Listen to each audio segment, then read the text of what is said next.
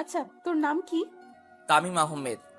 শোন, ইউনিভার্সিটির সব ছাত্রছাত্রী আমার কথায় উঠবস করে, সো আমাদের যথেষ্ট সম্মান দিয়ে চলবি, ওকে?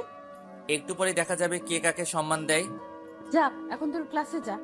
কিছু না বলে সোজা প্রিন্সিপাল স্যারের রুমে চলে এলাম। ইচ্ছে হয়েছে তাই ছেড়ে দিলাম। আর এই ভার্সিটিতে কার এত সাহস যে আমার নামে প্রিন্সিপাল স্যারের কাছে বিচার দিবে? আরে ভার্সিটিতে নতুন, তাই হয়তো স্যারের সাথে কোনো বিষয়ে কথা বলতে গেছে। আর জান্নাত থাকতে আমাদের কিসের ভয়? চল এখন ক্লাসে যাই। আজ নাকি আবার আমাদের ক্লাসে নতুন একজন স্যার আসছে। ক্লাস শুরু হতেও আর বেশি সময় বাকি নেই। স্যার আসবো? আরে তামিম, আসো আসো, বাইরে কেন দাঁড়িয়ে আছো, কেন ভিতরে আসো। ধন্যবাদ স্যার।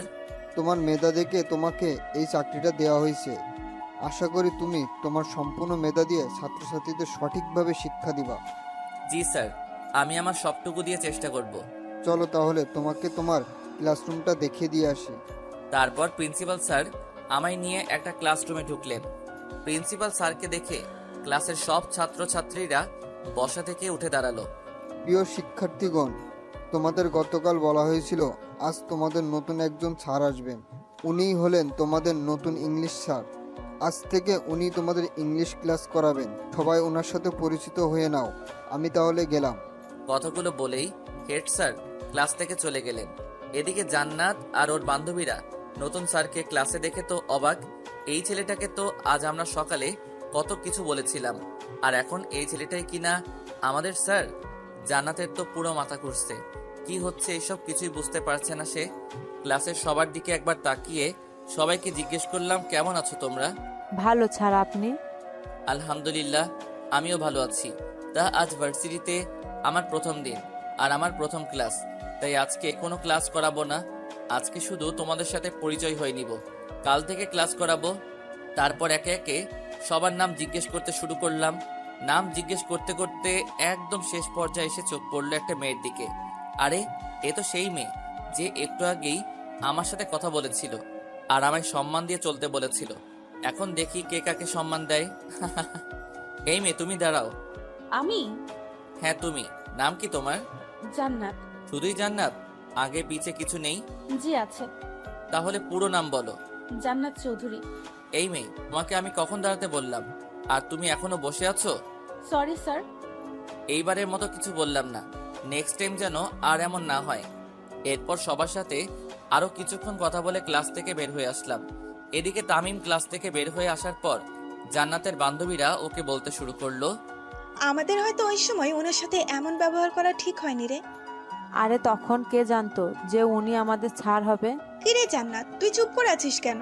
ব্যাটার অনেক সাহস গজিয়েছে দেখছি।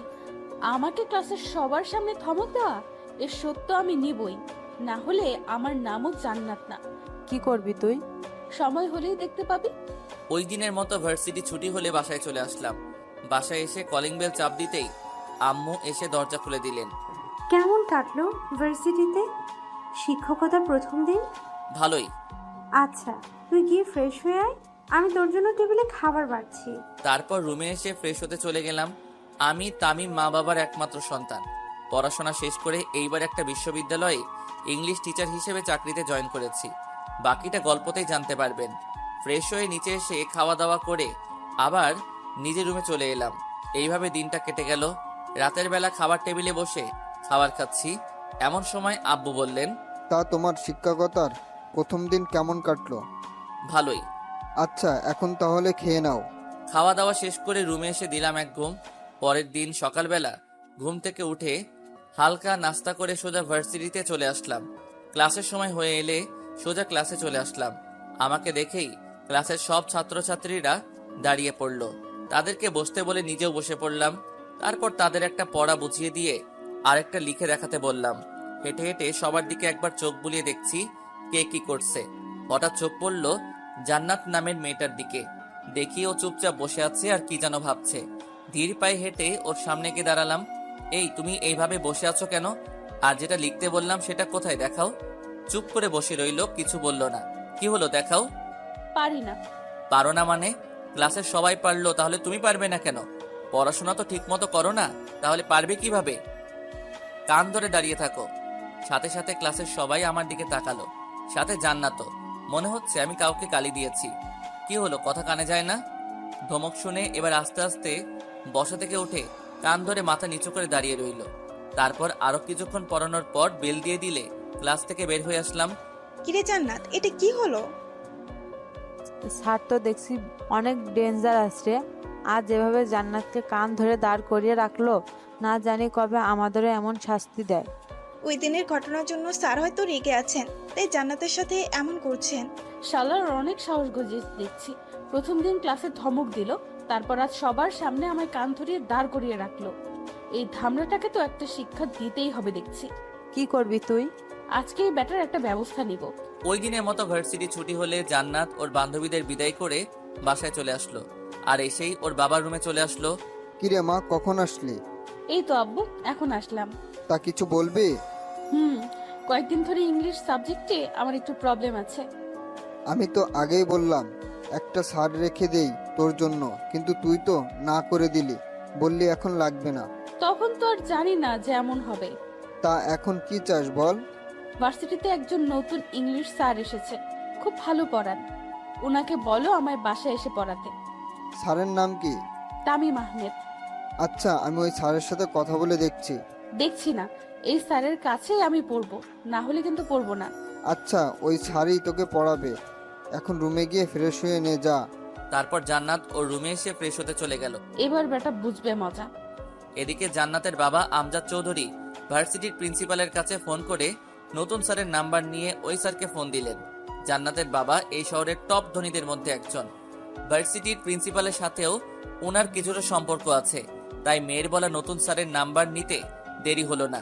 বাসায় এসে খাওয়া দাওয়া শেষ করে রুমে বসে বসে রেস্ট নিচ্ছি, এমন সময় মোবাইলটা বেজে উঠলো। হাতে নিয়ে দেখি একটা আননোন নাম্বার থেকে কল এসেছে। কিছুক্ষণ রিং হওয়ার পর রিসিভ করলাম। আসসালামু আলাইকুম, কে বলছেন? ওয়ালাইকুম আসসালাম। তোমার নাম কি তামিম? জি, আমার নাম তামিম, কিন্তু আপনি কে? আমাকে নিশ্চয়ই চিনবে, আমি আমজাদ চৌধুরী, জান্নাতের বাবা। আমজাদ চৌধুরীর নাম অনেকবার শুনেছি, এই শহরের নামকরা ধনীদের মধ্যে একজন, কিন্তু জান্নাত যে ওনার মেয়ে এটা জানতাম না। জান্নাত কি তাহলে আমার নামে ওর বাবার কাছে নালিশ করেছে, যার কারণে উনি আমায় ফোন দিলেন?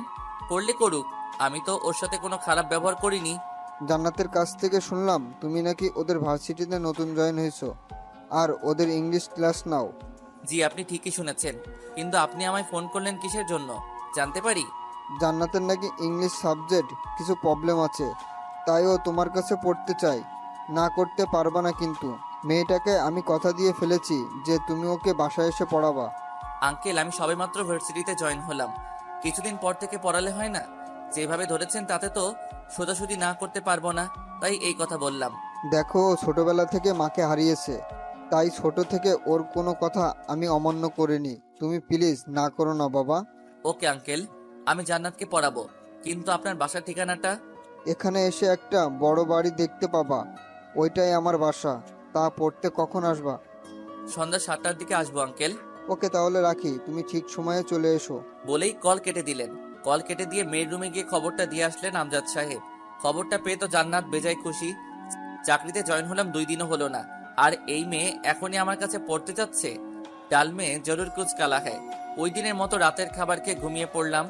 পরের দিন সকালবেলা উঠে ভার্সিটিতে গেলাম, কিন্তু জান্নাত নামের মেয়েটাকে ক্লাসে দেখতে পেলাম না। হয়তো আজ ভার্সিটিতে আসেনি। ভার্সিটি শেষে বাসায় এসে খাওয়া দাওয়া করে কিছুক্ষণ রেস্ট নিলাম। তারপর আম্মুকে বলে জান্নাতকে পড়ানোর জন্য বাসা থেকে বের হয়ে আসলাম। জান্নাতের বাড়ির সামনে এসে ভিতরে ঢুকতে যাব, এমন সময় গেটের কাছে থাকা দারোয়ানটা আমার পথ আটকে জিজ্ঞেস করলো, কে আপনি? আর এখানে কি চাই? জি, আমায় আমজাদ চৌধুরী আসতে বলেছেন ওনার মেয়েকে পড়ানোর জন্য। আপনি এইখানে একটু দাঁড়ান, আমি এক্ষুনি আসছি। বলেই লোকটা ভিতরে চলে গেল। কিছুক্ষণ পর আবার সামনে এসে বলল, স্যার আপনাকে ভেতরে যেতে বলেছে। তারপর ভিতরে ঢুকে দেখি অনেক সুন্দর একটা বিশাল বাড়ি, চারদিকে বাগান আর অনেক মানুষ দাঁড়িয়ে আছে। মনে হচ্ছে এরা আমজাদ সাহেবের লোক। তারপর বাসার ভিতরে গিয়ে দেখি আমজাদ সাহেব সোফার মধ্যে বসে আছেন। আমাকে দেখেই বললেন, তাহলে তুমি জান্নাতের ইংলিশ টিচার? জি। মেয়েটা আমার একটু জেদি টাইপের, আর কারো কথা শোনে না। তুমি একটু ম্যানেজ করে নিও বাবা। আচ্ছা আঙ্কেল। চলো তোমাকে ও রুমটা দেখিয়ে দিয়ে আসি। তারপর উনি আমায় উপরের একটা রুমে নিয়ে এসে ঢুকলেন। দেখলাম ঘরটা অনেক সুন্দর করে সাজানো, আর বিছানার উপর একটা মেয়ে বসা। আরে এটাই তো জান্নাত। জান্নাত আমাকে দেখতে পেয়েই বিছানা থেকে উঠে বসলো। পরনে শর্ট প্যান্ট আর গায়ে একটা শার্ট। একবার দেখে চোখ নামিয়ে নিলাম। মামুনি, তোমার স্যার এসেছে, রেডি হয়ে পড়তে বসো, আমি গেলাম। বলেই আমজাদ সাহেব রুম থেকে চলে গেলেন। স্যার দাঁড়িয়ে আছেন কেন, বসেন। ওর কথা শুনে আশেপাশে তাকিয়ে দেখলাম একটা টেবিলে অনেকগুলো বই রাখা। ওইটাই গিয়ে একটা চেয়ার টেনে বসে পড়লাম। জান্নাত কিছুক্ষণ কি যেন করলো, সেদিকে আমি ধ্যান দিলাম না। কিছুক্ষণ পর জান্নাত এসে আমার সামনে চেয়ারটায় বসে পড়লো। কোনটা বুঝো না বলো, আমি বুঝিয়ে দিচ্ছি। এই চ্যাপ্টারের কিছুই বুঝি না। ওকে দেখো, আমি বুঝিয়ে দিচ্ছি। কিছুক্ষণ বোঝানোর পর ওর দিকে তাকিয়ে দেখি ও এক ধ্যানে আমার দিকে তাকিয়ে আছে। এইভাবে তাকিয়ে আছো কেন?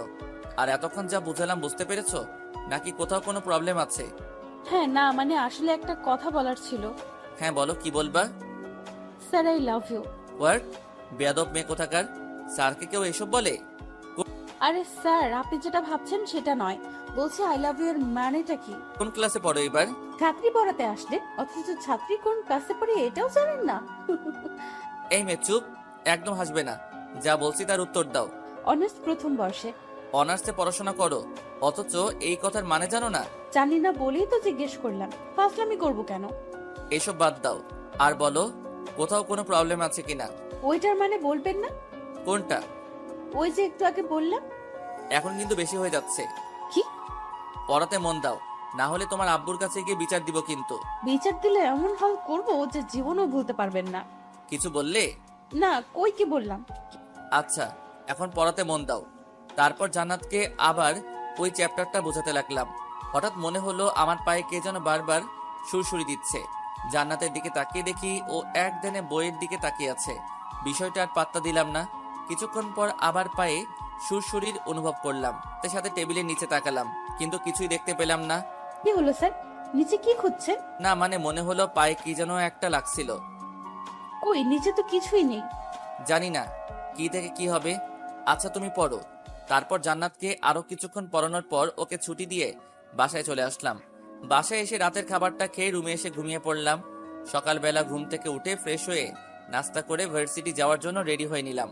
তারপর বাসা থেকে বের হয়ে একটা রিক্সা নিয়ে সোজা ভার্সিটিতে চলে এলাম। ক্লাসে এসে সবাইকে একটা পড়া বুঝিয়ে দিয়ে আরেকটা লিখে দেখাতে বললাম। সবাই লিখছে আর আমি একে একে সবার খাতার চোখ বুলিয়ে যাচ্ছি।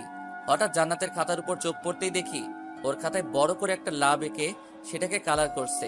মেজাজটাই খারাপ হয়ে গেল ওর কাণ্ড দেখে। সাথে সাথে ওকে ধমক দিয়ে দাঁড়াতে বললাম। ও ধমক শুনে দাঁড়িয়ে গেল। এটা কি এঁকেছো? স্যার, আপনি যাকে কম দেখেন নাকি? চুপ বেয়াদব মেয়ে কোথাকার! স্যারের মুখের উপর কথা বলো, এত সাহস! আমি কি তোমায় এইসব আঁকতে বলেছি? না।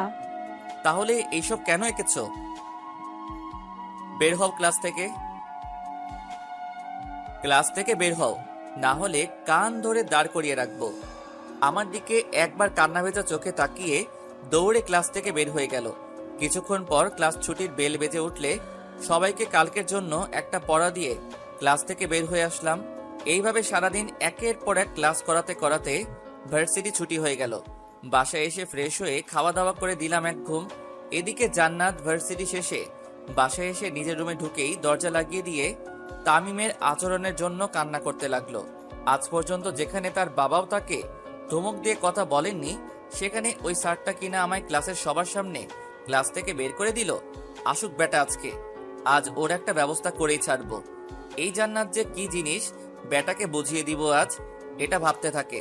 বিকেলবেলা ঘুম ভাঙলে উঠে অজু করে মসজিদে গিয়ে নামাজ পড়ে কিছুক্ষণ বাহিরে হাঁটাহাঁটি করে আবার বাসায় চলে আসলাম। ঘড়িতে তাকিয়ে দেখি 7টা বাজতে আর বেশি সময় বাকি নেই, তাই রেডি হয়ে জান্নাতকে পড়ানোর জন্য বাসা থেকে বের হয়ে এলাম। কিছুক্ষণ হাঁটার পর জান্নাতের বাড়ির সামনে চলে এলাম। গেট খুলে দারোয়ান আমায় ভিতরে ঢুকিয়ে আবার গেট লাগিয়ে দিল। বাসার ভিতরে যাওয়ার জন্য পা বাড়াতে যাব এমন সময় সামনে তাকিয়ে দেখি একটা ছেলে একটা লোককে মাটিতে ফেলে উড়াধুরা মাইর মারছে, আর তাদেরকে ঘেরাও করে আছে কালো কোট পরা কয়েকটা বডিগার্ডের মতো লোক। ভুল বাড়িতে চলে আসলাম নাকি? না, গতকালকের বাড়িতেই তো এসেছি, কিন্তু ওই ছেলেটা ওই লোকটাকে মারছে কেন? হঠাৎ ওই ছেলেটা আমার দিকে ঘুরে তাকালো। ছেলেটাকে দেখেই ভয়ে আমার হাত পা কাঁপতে শুরু করলো। এইখানে কি করছে? আরে এ তো রাসেল, এই শহরের নাম করা একজন গুন্ডা। হঠাৎ দেখলাম রাসেল ছেলেটার হাতে থাকা হকি স্টিক নিয়ে আমার দিকে এগিয়ে আসছে। আল্লাহ, এ আমার দিকে আসছে কেন? মারবে না তো? এই, কে তুই? আর এইখানে কি চাই? না মানে আসলে আমি যা বলার সোজাসুজি বল, এত তোতলাচ্ছিস কেন? ভাইয়া, উনি আমার স্যার, আমায় পড়াতে এসেছেন। কিছু বলার আগে কে যেন কথাটা বলে উঠল। চারপাশে তাকিয়ে কাউকে দেখতে না পেয়ে উপরের দিকে তাকাতেই দেখলাম জান্নাত ও রুমের বারান্দায় দাঁড়িয়ে আছে। হয়তো জান্নাতই কথাটা বলেছে, কিন্তু জান্নাত উনাকে ভাইয়া বলল কেন? তার মানে কি রাসেল জান্নাতের ভাই?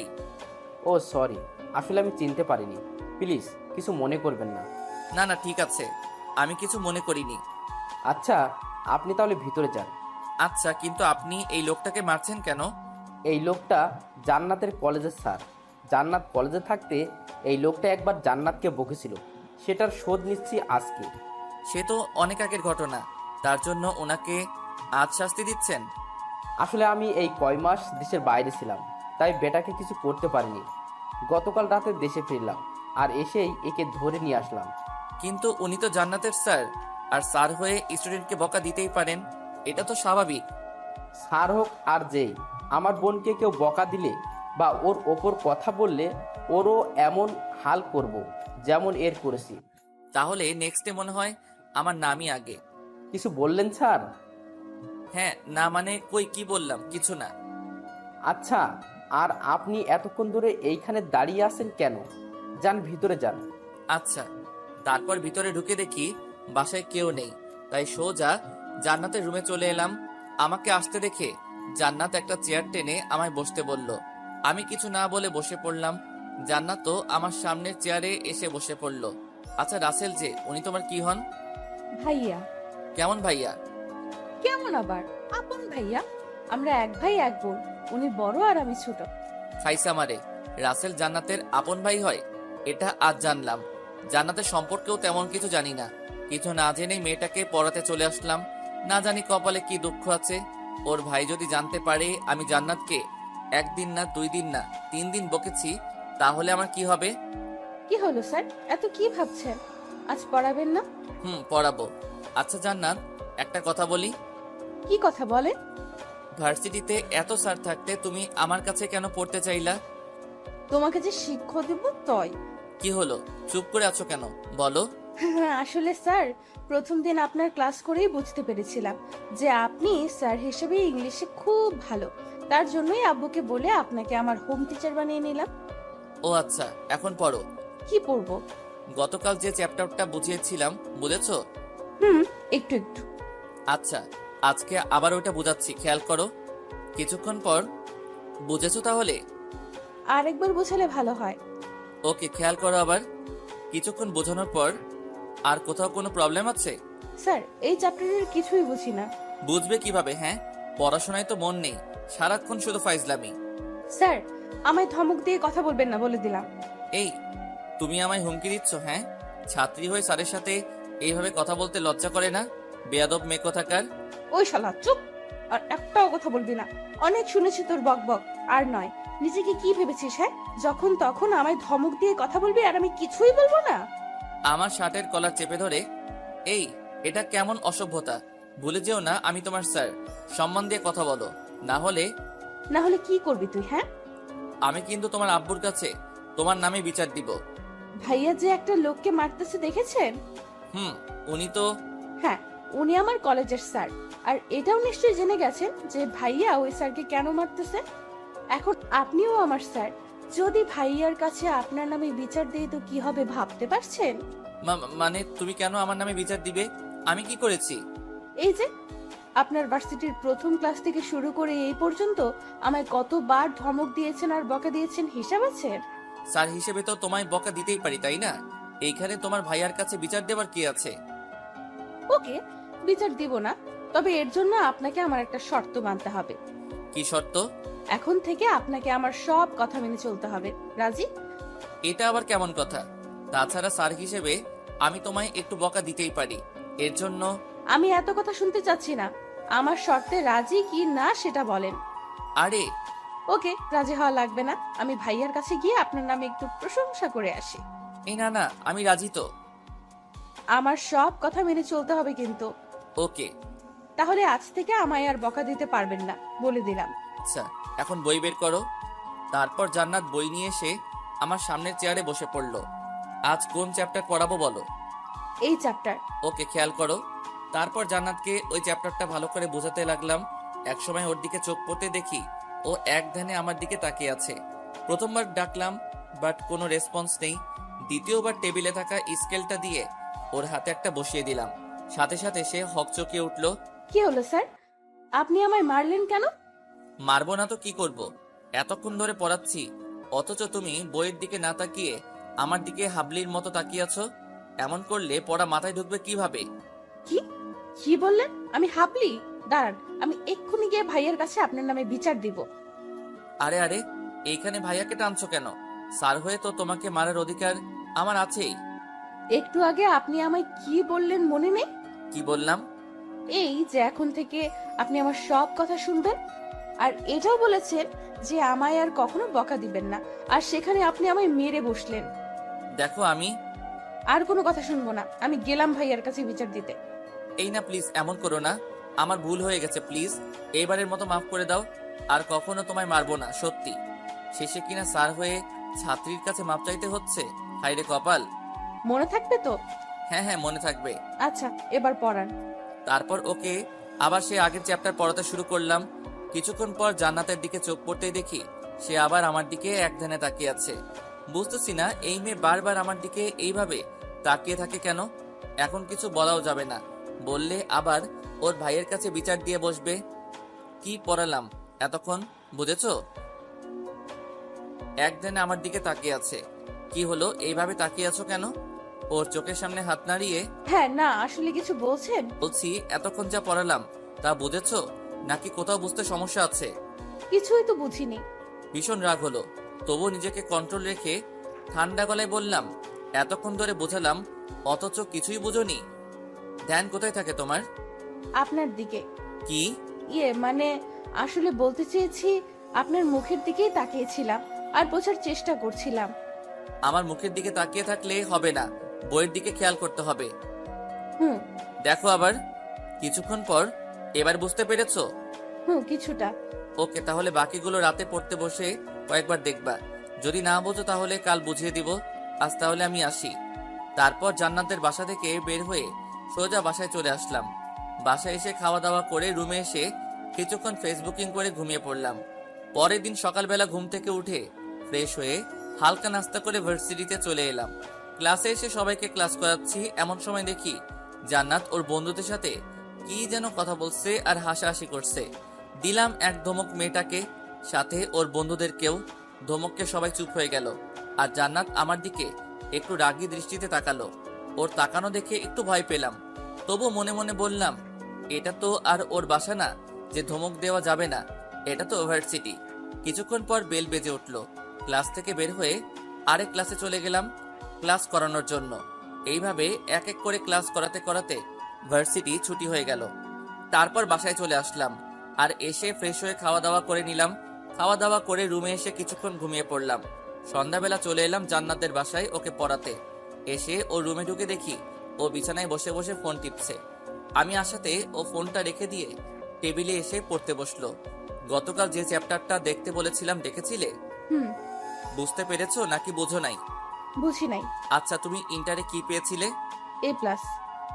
A+ পেয়েছো, অথচ এখনো ইংলিশ কিছুই বোঝো না। বুঝলে তো ভালোই হতো, আপনাকে আর কষ্ট করে এখানে আসতে হতো না। আচ্ছা বাদ দাও, আজকে অন্য চ্যাপ্টার পড়াবো। বই বের করো। কিছু না বলে বই এগিয়ে দিল। সম্পূর্ণ ধ্যান বইয়ের দিকে রাখবা, যাতে কোনো কিছু বুঝতে অসুবিধা না হয়। তারপর জান্নাতকে কিছুক্ষণ চ্যাপ্টারটা বুঝিয়ে ওইখান থেকে কয়েকটা প্রশ্ন লিখে দিয়ে ওকে উত্তর লিখে দিতে বললাম। কলম মুখে নিয়ে একটু পরপর কামড়াচ্ছে, কিন্তু উত্তর আর লিখতে পারছে না। পাশে থাকা বইটা দিয়ে ওর মাথায় মেরে বসলাম। এইগুলো তো আজকেই ক্লাসে করালাম, ক্লাসে বসে গল্প করলে পড়া বুঝবে কিভাবে? সাথে সাথে ওর চেয়ার থেকে উঠে এসে আমার কলার চেপে ধরলো আর বলতে লাগলো, এই শালা, স্যার হয়েছিস বলে যখন তখন আমায় মারবি বকবি আর আমি কিছুই বলবো না, তাই না? ক্লাসেও প্রতিদিন আমায় বকা দিস, আবার এখানেও এসে আমায় বকা দিস। আমায় কি পেয়েছিস তুই? হ্যাঁ, এই এটা কেমন অসভ্যতা? আমি তোমার স্যার। রাখ তোর স্যার। আমার সামনে এত স্যারগিরি দেখাতে আসবি না, না হলে ভাইয়াকে বলে এমন ধোলাই খাওয়াবো যে জীবনেও বিছানা থেকে উঠে দাঁড়াতে পারবি না। ওর কথায় এতক্ষণ ভয় না পেলেও ওর ভাইয়ের কথা শুনতেই ভয়ে টুপ গিলতে লাগলাম। যে ডেঞ্জারাস লোক জান্নাতের কথায় সত্যি সত্যি মেরে বিছানায় শুয়ে দিতে পারে। কি ভাইয়াকে ডাক দিব? না না, এখন ভয় পাচ্ছেন কেন? কই ভয় পাচ্ছি? তুই পড়তে বসো, এমনিতেই আজ বেশি পড়া হয়নি। হুম, আজ পড়াও হবে না। তাহলে আমি চলে যাই? হুম, যাওয়াও যাবে না। তাহলে কি করব? একটা চেয়ার টেনে আমার সামনাসামনি এসে বসে পড়লো। আমার চোখের দিকে তাকান। কেন? তাকাতে বলছি না? ভয়ে ওর দিকে মুখ তুলে তাকালাম। আমার চোখের দিকে তাকান। তাকালাম। কিছু দেখতে পাচ্ছেন? চোখের ভিতর কালো মণি। আমি সেটা বলিনি। অন্য কিছু দেখতে পাচ্ছেন না? চোখের ভিতরে আর কি থাকবে? ভালোবাসার নজরে তাকিয়ে দেখেন, সব বুঝে যাবেন। ওর কথা শুনে বুঝতে বাকি রইল না যে ও কি বলতে চাচ্ছে, কিন্তু এটা তো সম্ভব নয়, কারণ ও আমার ছাত্রী। কি হলো, চুপ করে আছেন কেন? আমার একটা কাজ আছে, আমি গেলাম বলেই দরজার সামনে আসতে না আসতেই পিছন দিকে জান্নাত ডাক দিয়ে দাঁড়াতে বলল। আমিও দাঁড়িয়ে গেলাম। চেয়ার থেকে উঠে আমার একদম কাছে চলে আসলো আর তার দুই হাত দেয়ালে দুই পাশে রেখে আমায় ওর হাতের মধ্যে বন্দি করে ফেললো। এই এই কি করছো এইসব? আমাকে ভালো লাগে না আপনার? দেখো আমি তোমার স্যার, আর সরো। চুপ, আর একটাও কথা শুনতে চাই না। আমি কি চাচ্ছি সেটা আপনি ভালো করেই বুঝতে পেরেছেন, আর আমি যে জিনিসের উপর চোখ রাখি সেটা যে কোনো মূল্যে আদায় করে নিই। আমার কাজ আছে, আমায় যেতে দাও প্লিজ। এত কাজ কিসের? আমাকে ভালো লাগে না বুঝি? দেখো তুমি কিন্তু বাড়াবাড়ি করছো। কি বাড়াবাড়ি করলাম? এমন করলে আমি কিন্তু আর তোমাকে পড়াতে আসবো না। সাথে সাথে আমার কলারটা চেপে ধরে আমার মুখের কাছে ওর মুখ এনে বলল, মেরে একদম হাত পা ভেঙে দিব ভাইয়াকে বলে। ওকে ডাক দাও তোমার ভাইয়াকে। ভাইয়া? সাথে ওর মুখ চেপে ধরলাম। ভুল হয়ে গেছে আমার, প্লিজ ভাইয়াকে ডাক দিও না। তাহলে একটা কিস দেন। হোয়াট? পাগল নাকি? আমি এসব পারবো না। না পারলে আর কি করার, ভাইয়া এখন উপরেই আছে, মায়ের খাওয়ার জন্য রেডি থাকুন। কিছু বলতে যাব এমন সময় কারো জুতার আওয়াজ শুনে বুঝতে পারলাম কেউ নিশ্চয়ই উপরে আসছে। রাসেল ভাই নয় তো? আল্লাহ বাঁচিয়ে রেখো লোকটার কাছ থেকে। এদিকে জান্নাত আমার অবস্থা দেখে শয়তানি হাসি হাসছে। কিছুক্ষণ পর কেউ একজন দরজার কাছে এসে টুকা দিয়ে বলল, জান্নাত, আমায় ডেকেছিস? কোনো সমস্যা? দরজা খোল, আমি ভিতরে আসবো। কণ্ঠটা শুনে বুঝতে বাকি রইল না যে লোকটাকে। এতক্ষণ ধরে যার ভয় পাচ্ছিলাম সে এসেই পড়েছে। কথায় আছে না, যেখানে বাঘের ভয় সেখানে সন্ধ্যা হয়। বোন দরজা খোল, চুপ করে আছিস কেন? কি ভাইয়ের কাছে আপনার নামে বিচার দিব? আমি কি করলাম যে তুমি আমার নামে বিচার দিবা? ওই যে আমায় সবসময় ধমকান। বললাম তো আর ধমকাবো না। এটা বললে হবে না, যা চেয়েছি সেটা দিতে হবে, না হলে দরজা খুলে ভাইয়াকে সব বলে দিব। কি দিব বলো? পাপ্পি। দেখো জান্নাত, আমি তোমার স্যার, আমাদের মধ্যে। আমি এত কিছু শুনতে চাচ্ছি না। আপনি দিবেন নাকি আমি ভাইয়াকে সব বলে দিব?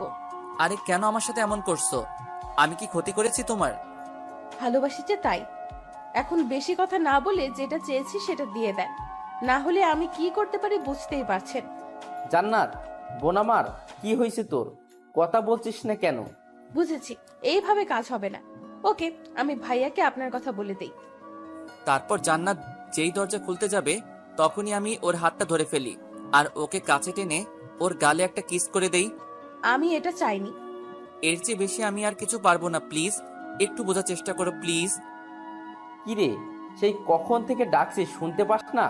না মানে আসলে স্যারের সাথে একটা বিষয় নিয়ে কথা বলতেছিলাম, তাই হয়তো শুনি নাই।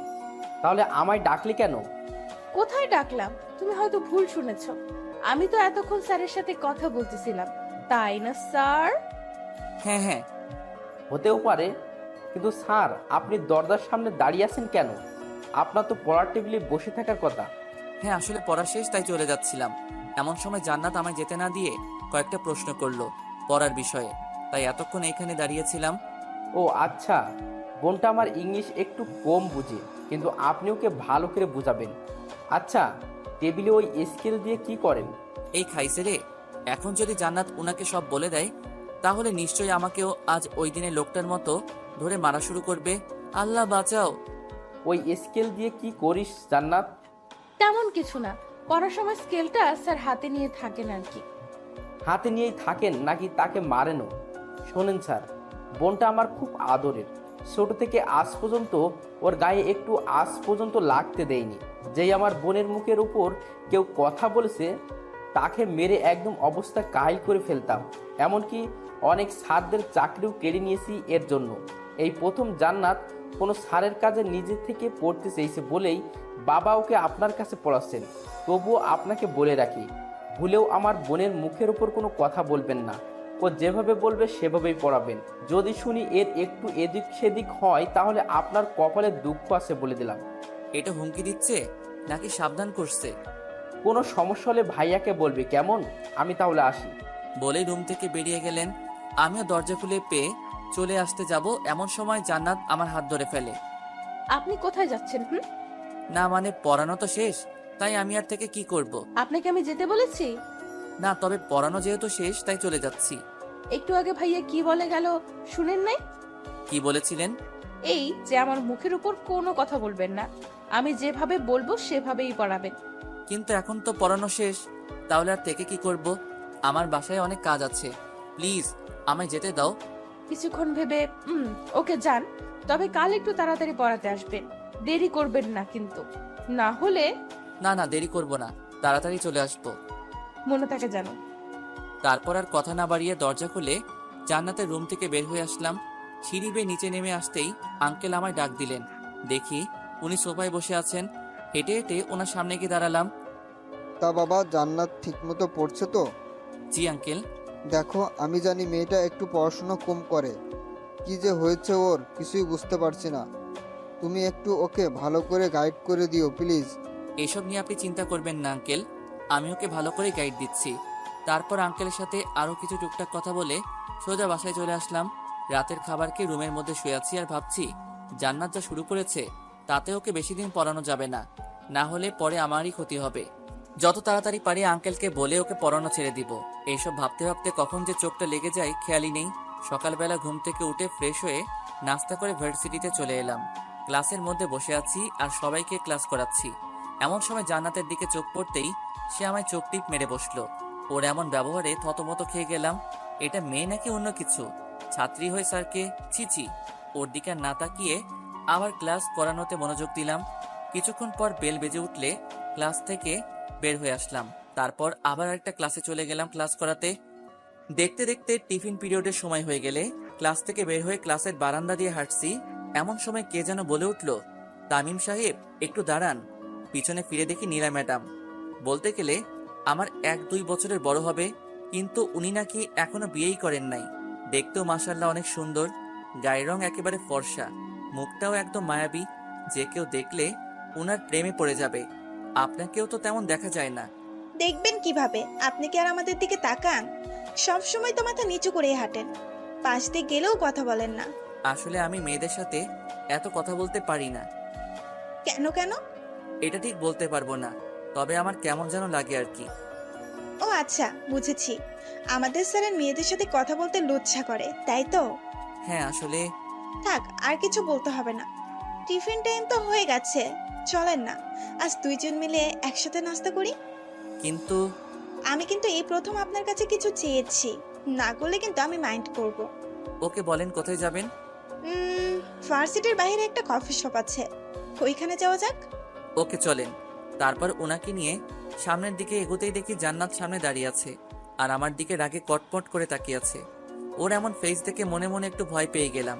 এদিকে আমায় দাঁড়িয়ে থাকতে দেখে নীলা ম্যাডাম আমার হাত ধরে আমাকে ওনার সাথে নিয়ে যেতে লাগলেন। তারপর নীলা ম্যাডাম আমায় একটা কফি শপে নিয়ে এসে দুজনের জন্য 2 কাপ কফি অর্ডার দিলেন। দুজন গল্প করতে করতে কফি খাওয়া শেষ করলাম। গল্প করার সময় নীলা ম্যাডাম বারবার আমার হাত ধরতেছিলেন। ওনার এমন ব্যবহার আমার সুবিধার মনে হচ্ছিল না, তাই তাড়াতাড়ি করে ভার্সিটি চলে এলাম। তারপর একে একে বাকি ক্লাসগুলো করিয়ে বাসায় চলে আসলাম। বাসায় এসে ফ্রেশ হয়ে খাওয়া দাওয়া করে একটু ঘুমিয়ে পড়লাম। সন্ধ্যাবেলা ঘুম থেকে উঠে হাত মুখ ধুয়ে জান্নাতকে পড়ানোর জন্য ওর বাসায় চলে আসলাম। রুমে ঢুকে দেখি ভিতরে কেউ নেই, তাই সোজা গিয়ে একটা চেয়ার টেনে টেবিলের পাশে বসে পড়লাম। কিছুক্ষণ পর হঠাৎ দরজা আটকানোর আওয়াজে পেয়ে সামনে তাকালাম। দেখি জান্নাত দরজা লাগিয়ে আমার দিকে আসছে আর এসেই আমার শার্টের কলার চেপে ধরে বলল, ওই নীলা ম্যাডামের সাথে আপনার কিসের এত কথা? মানে? এখন ন্যাকা সাজা হচ্ছে তাই না? ভার্সিটির বারান্দায় দাঁড়িয়ে দাঁড়িয়ে নীলা ম্যাডামের সাথে কথা বলা, তারপর কফি শপে গিয়ে একসাথে কফি খাওয়া, এসব কি? হ্যাঁ, আরে ভার্সিটিতে স্যার হিসেবে জয়েন হওয়ার পর থেকে নীলা ম্যাডামের সাথে কখনো কথা হয়নি তো, তাই। তাই বলে এত কথা বলতে হয়?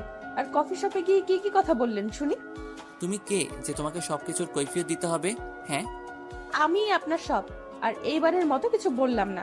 নেক্সট টাইম যদি কখনো ওই নীলা ম্যাডামের সাথে আপনাকে কথা বলতে দেখি, তাহলে তাহলে কি করবে? হ্যাঁ, কিছুই করব না, শুধু ভাইয়ার কাছে আপনার নামে দু একটা কথা বলবো।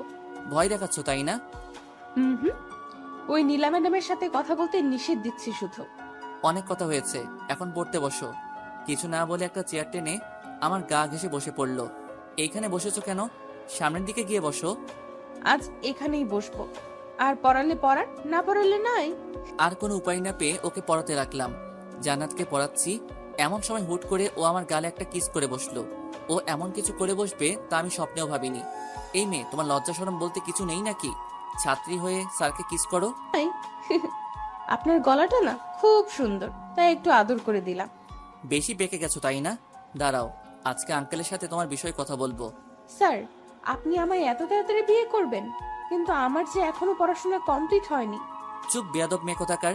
আমি কি তোমায় বলেছি যে তোমায় বিয়ে করব? তুমি আমার সাথে যা শুরু করেছো সেগুলো আজকে আঙ্কেলকে বলবো। ভুলেও এমন কাজ করবেন না, না হলে আমার কথায় ভাইয়া আপনার কি হাল করবে তা ভাবতেও পারবেন না। আমার সাথে এমন করছো কেন? দেশে কি মানুষের অভাব পড়েছে যে তুমি তোমার স্যারের সাথে জিএফ এর মতো আচরণ করছো? অভাব পড়েনি, তবে আপনার মতো এত কিউট মানুষ খুব কমই আছে, তাই তো আপনাকে এত ভালোবাসি। এটা ভালোবাসা নয়, এটা ক্ষণিকের জন্য ভালো লাগা। কেন বুঝতে চাইছো না? আমায় এইসব শেখাতে আসবেন না, আপনার থেকে আমি এইসব বিষয়ে ভালো জানি। সো মিস্টার তামিম আহমেদ, আমি যেভাবে বলবো আর যা চাইবো আপনি তাই করবেন, না হলে আমি আপনার কি অবস্থা করব ভাবতেও পারবেন না। শুধু রাসেল ভাইয়ের জন্য তোকে এত সহ্য করেছি, না হলে কবেই তোকে পড়ানো বাদ দিয়ে দিতাম। আপনাকে আমায় পড়াতেই হবে, সেটা হোক আপনার ইচ্ছায় অথবা অনিচ্ছায়। সো এইসব নিয়ে এত ভাবাভাবি করে কোনো লাভ নেই। এ তো দেখছি মনের কথা বুঝে ফেলে। আল্লাহ, এই মায়ারার থেকে আমারে বাঁচাও প্লিজ। ওই, এত কি ভাবছেন? না কিছু না, তুমি পড়ো তো। কোনটা পড়বো? বুঝিয়ে না দিলে পড়বো কিভাবে? এতদিন ধরে তো বুঝিয়ে আসছি, তারপরও কিছু মাথায় ঢোকে না নাকি? একদম রাগী গলায় কথা বলবেন না, না হলে ভাইয়াকে ডেকে সব বলে দিব। তুমি আমাকে পড়াচ্ছ নাকি আমি তোমায় পড়াচ্ছি? আপনি আমায় পড়াচ্ছেন। তাহলে কি আমি একটু রাগ দেখাতে পারবো না?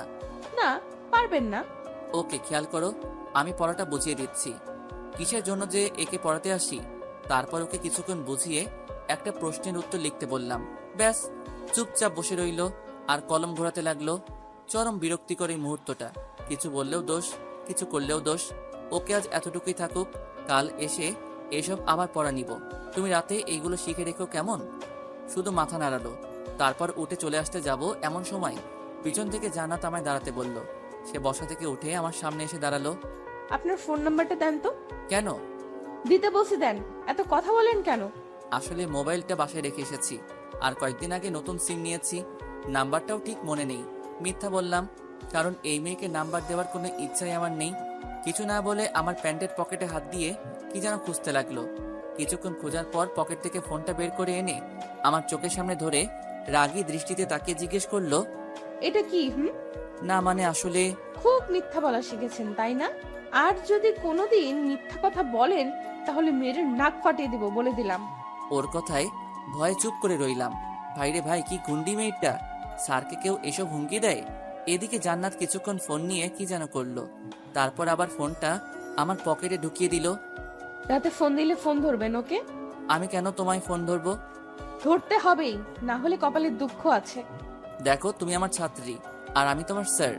আমাদের মধ্যে এছাড়া অন্য কোনো সম্পর্ক হবে না। সময় হলে এমনিতেই হয়ে যাবে। আর কিছু না বলে জান্নাতের বাসা থেকে বের হয়ে আসলাম। জানি এই মেয়ের সাথে কথা বলে লাভ হবে না। বাসায় এসে ফ্রেশ হয়ে রুমে বসে আছি। কিছুক্ষণ পর আম্মু এসে রাতের খাবারের জন্য ডাক দিয়ে গেলেন। তারপর নিচে গিয়ে খাওয়া দাওয়া করে আবার উপরে চলে আসলাম।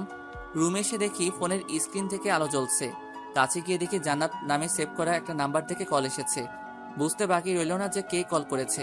প্রথমবার ধরলাম না, কল কেটে গেলে সাথে সাথে আবার কল চলে আসলো। বুঝেছি কল না ধরে কোনো উপায় নেই, বাধ্য হয়ে কল রিসিভ করতেই হলো। ওই, আপনার ফোন ধরতে এত সময় লাগে কেন? হ্যাঁ, এতক্ষণ ধরে কি করতেছিলেন? সরি, কে আপনি? ঠিক চিনলাম না।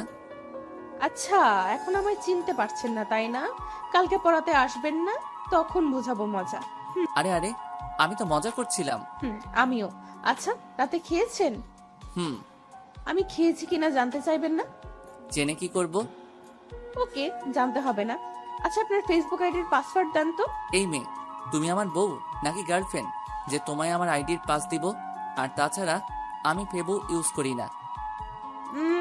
আপাতত গার্লফ্রেন্ড বলতে পারে, তবে কিছুদিন পর বউ হয়ে যাব।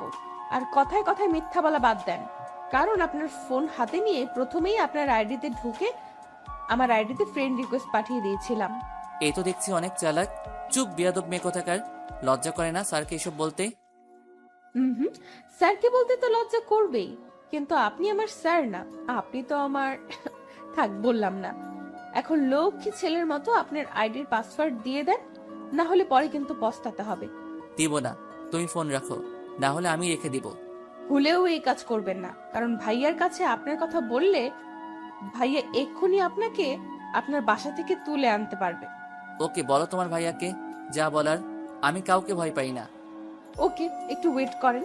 বলেই জান্নাত ওর ভাইয়াকে ডাকতে লাগলো। এই মেয়ে তো দেখতে সত্যি সত্যি ডাক দিচ্ছে। দেখ আমার কি, আমি এত ভয় পাই না ওনাকে। এদিকে ফোনের মধ্যে রাসেল ভাই আর জান্নাতের কথা শুনতে পাচ্ছি। কি হয়েছে বোন, আমায় ডেকেছিস? একটা ছেলে আমার সাথে বেয়াদবি করেছে, তাকে ওর বাসা থেকে তুলে আনতে হবে এক্ষুনি। পারবা? কি? কার এত সাহস যে আমার বোনের সাথে বেয়াদবি করছে? নাম বল শুধু ছেলেটার, এখনই ওই ছেলেকে তুলে আনবো। তুমি একটু বাইরে যাও, আমি ওর ডিটেলস এনে তোমাকে বলছি। ওদের এমন কথা শুনে তো আমার ভয়ে হার্টবিট বেড়ে যেতে লাগলো। জান্নাত যদি আমার নাম বলে তাহলে তো সত্যি সত্যি রাসেল ভাই আমায়। না না, এসব আমি কি ভাবছি। এখন পাসওয়ার্ড দিবেন নাকি মাইর খাবেন বলেন? পাসের জন্য তুমি তোমার স্যারের এমন করবা? ভাইয়া বাহিরে দাঁড়িয়ে আছে, তাড়াতাড়ি পাস দেন, নইলে ভাইয়াকে ডেকে আপনার নাম। আমার নাম্বারের শেষ 7 অক্ষরই আমার আইডির পাস। বাধ্য হয়ে দিতেই হলো, না হলে কপালে দুঃখ আছে, বুঝতেই পারছি। কত ভালো আমার বাবু তো। পাস তো দিলাম, ফোন রাখো, এখন আমি ঘুমাবো। ওকে, গুড নাইট, কাল ভার্সিটিতে দেখা হবে। কিছু না বলে ফোনটা কেটে দিলাম। তারপর মোবাইলটা একপাশে রেখে ঘুমিয়ে পড়লাম। পরের দিন সকালবেলা অনেক তাড়াতাড়ি ঘুমটা ভেঙে গেল। সময় কাটছে না দেখে মোবাইলটা হাতে নিয়ে একটু ফেবুতে লগ ইন করলাম। ফেবুতে ঢুকতেই আমার চোখ কপালে ওঠার পালা। এ আমি কি দেখছি? এটা কিভাবে হলো? আমার এত স্বাদের আইডি? কারণ জান্নাত হয়তো গতকাল রাতে আইডির পাস নিয়ে আইডিটা ডিঅ্যাক্টিভেট করে রেখেছে, যার ফলে আজ আইডিতে ঢুকতে পারছি না। তারপর আবার আইডিটা অ্যাক্টিভেট করে আইডিতে ঢুকে দেখি অনেক মেয়েদের ব্লক করে রাখা হয়েছে, যারা আমায় অযথাই মেসেজ দিত। আমি অবশ্য ওদের কারোর সাথেই কথা বলতাম না। কিছুক্ষণ পর ভার্সিটি যাওয়ার সময় হয়ে এলে রেডি হয়ে নিলাম। তারপর বাসা থেকে বের হয়ে সোজা ভার্সিটিতে চলে এলাম। ক্লাসে বসে আছি আর সবাইকে পড়াচ্ছি। এমন সময় জান্নাতের দিকে তাকাতেই দেখি মেয়েটা আমার দিকে তাকিয়ে মিটমিট করে হাসছে। ওর হাসি দেখে আমার গা জ্বলছে। তারপর ক্লাসটা করিয়ে চলে আসলাম অন্য ক্লাসে। এইভাবে একের পর এক ক্লাস শেষ করে আরেক ক্লাসে গিয়ে ক্লাস করাতে লাগলাম। ভার্সিটি ছুটি হয়ে গেলে সকল ছাত্রছাত্রীরা একে একে বাসায় চলে যেতে লাগলো। আমি একটা রিক্সা নিয়ে সোজা বাসায় চলে আসলাম। বাসায় এসে হাত মুখ ধুয়ে খাওয়া দাওয়া করে রুমে এসে কিছুক্ষণ রেস্ট নিতে লাগলাম। দেখতে দেখতে সন্ধ্যা হয়ে আসলো। জান্নাতকে পড়ানোর সময় হয়ে গেছে। রেডি হয়ে জান্নাতের বাসায় চলে আসলাম। জান্নাতের রুমে এসে দেখি ও রুমে নেই। আবার ওয়াশরুমের ভিতরে কে যেন নড়াচড়া করছে, হয়তো জান্নাতই হবে। একটা চেয়ার টেনে বসে পড়লাম আর জান্নাতের জন্য ওয়েট করতে লাগলাম। কিছুক্ষণ পর জান্নাত ওয়াশরুম থেকে বেরিয়ে এসে আমার সামনে দাঁড়ালো। গায়ে একটা শর্ট প্যান্ট আর পরনে একটা শার্ট। আরে, আপনি কখন আসলেন? এই তো একটু আগে। ও সরি, আসলে গোসল করতেছিলাম, তাই একটু লেট হয়ে গেল। না ঠিক আছে। আপনি ওই দিকে তাকিয়ে কথা বলছেন কেন? আমার দিকে তাকান। অনেক লেট হয়ে গেছে, পড়তে বসো এখন। কিছুক্ষণ কি যেন করলো, তারপর আবার আমার পাশে এসে একটা চেয়ার টেনে বসে পড়লো। আচ্ছা জান্নাত, একটা কথা বলি। বলেন। এইসব ছোট ছোট প্যান্ট আর ছেলেদের মতো গায়ে সবসময় শার্ট না পরলে হয় না? আসলে এসব ছাড়া আমার অন্য কোনো কাপড় নেই। ইসলামে নারীদের জন্য পর্দা ফরজ করা হয়েছে। এখন তুমি যদি মুসলিম হয়ে বিধর্মীদের মতো চলাফেরা করো তাহলে কি কেউ বলবে যে তুমি মুসলিম পরিবারের মেয়ে? নিশ্চয়, শুধু মাথা নিচু করে বসে আছে। আচ্ছা বাদ দাও, এখন পড়ো। গতকালের পড়া জান্নাতকে আবার দেখতে বললাম। হঠাৎ মনে হলো আইডির কথা। ওকে জিজ্ঞেস করে দেখি ও ডিঅ্যাক্টিভেট করেছিল কিনা। আচ্ছা, তুমি আমার ফেবো আইডি ডিঅ্যাক্টিভেট করেছিলে কেন? আপনার আইডিতে অনেক ময়লা জমেছিল, তাই আইডিটা ডিঅ্যাক্টিভেট করে রেখেছিলাম। কি? আইডিতে আবার ময়লা জমে? মুগ্ধ নয়নে তামিমের দিকে তাকিয়ে ওর হাসিটা দেখে যাচ্ছে। কি হলো, এইভাবে তাকিয়ে আছো কেন? আপনার হাসিটা না খুব সুন্দর। বুঝেছি, এই মেয়ের মাথায় আবার ভূত চড়ে বসেছে। এখন একটু সিরিয়াস হয়ে কথা বলতে হবে। আমার আইডিটা ডিঅ্যাক্টিভেট করেছিলে কেন বলো? বললাম তো ময়লা জমেছিল তাই। আপনি আবার আইডি অ্যাক্টিভেট করেছেন নাকি? করে থাকলেও আবার আমি ডিঅ্যাক্টিভেট করে ফেলবো। আর হ্যাঁ, এই আইডি আর ইউজ করবেন না, নতুন একটা আইডি খুলবেন, ওকে? কেন এই আইডি ইউজ করবো না? আর নতুন আইডি বা কেন খুলবো? কেন, মেয়েদের সাথে লুতুপুতু করতে ভালো লাগে তাই না? ওই আইডিতে তো অনেক মেয়ে, ওরা আপনাকে এত মেসেজ দেয় কেন? আমি কি করে জানবো? আর তাছাড়া আমি তো কোনো মেয়ের সাথে তেমন কথাও বলি না। বলবেনও না। আর এই আইডিটা ভুলেও অ্যাক্টিভেট করবেন না, করলে আপনার খবর আছে। এই, তুমি আমার ছাত্রী হয়ে আমাকে হুমকি দিচ্ছ? হ্যাঁ, সেটাই মনে করেন, তবে আমার কথা অমান্য করলে এর শাস্তি অনেক ভয়ঙ্কর হবে। এ কেমন মেয়ে রে ভাই, ছাত্রী হয়ে স্যারকে হুমকি দেয়? গতকালের পড়া শিখেছো? হুম। বাহ, এই প্রথম তুমি কোনো পড়া শিখলে। Very good. আচ্ছা, আজকে কি পড়াবো বলো? এই চ্যাপ্টারের কয়েকটা প্রশ্ন বুঝতেছি না। ওকে দেখো, আমি বুঝিয়ে দিচ্ছি। ওকে কিছুক্ষণ বুঝিয়ে দিয়ে জিজ্ঞেস করলাম বুঝেছে কিনা। সেও সাথে সাথে হ্যাঁ বুঝেছি বলে দিল। অবাক হচ্ছি, আজ হঠাৎ জান্নাত সবকিছু একবারে বুঝে ফেলতেছে কিভাবে। তারপর জান্নাতকে আরো কিছুক্ষণ পড়িয়ে কালকের জন্য কিছু পড়া দিয়ে আজকের মতো ছুটি দিয়ে দিলাম।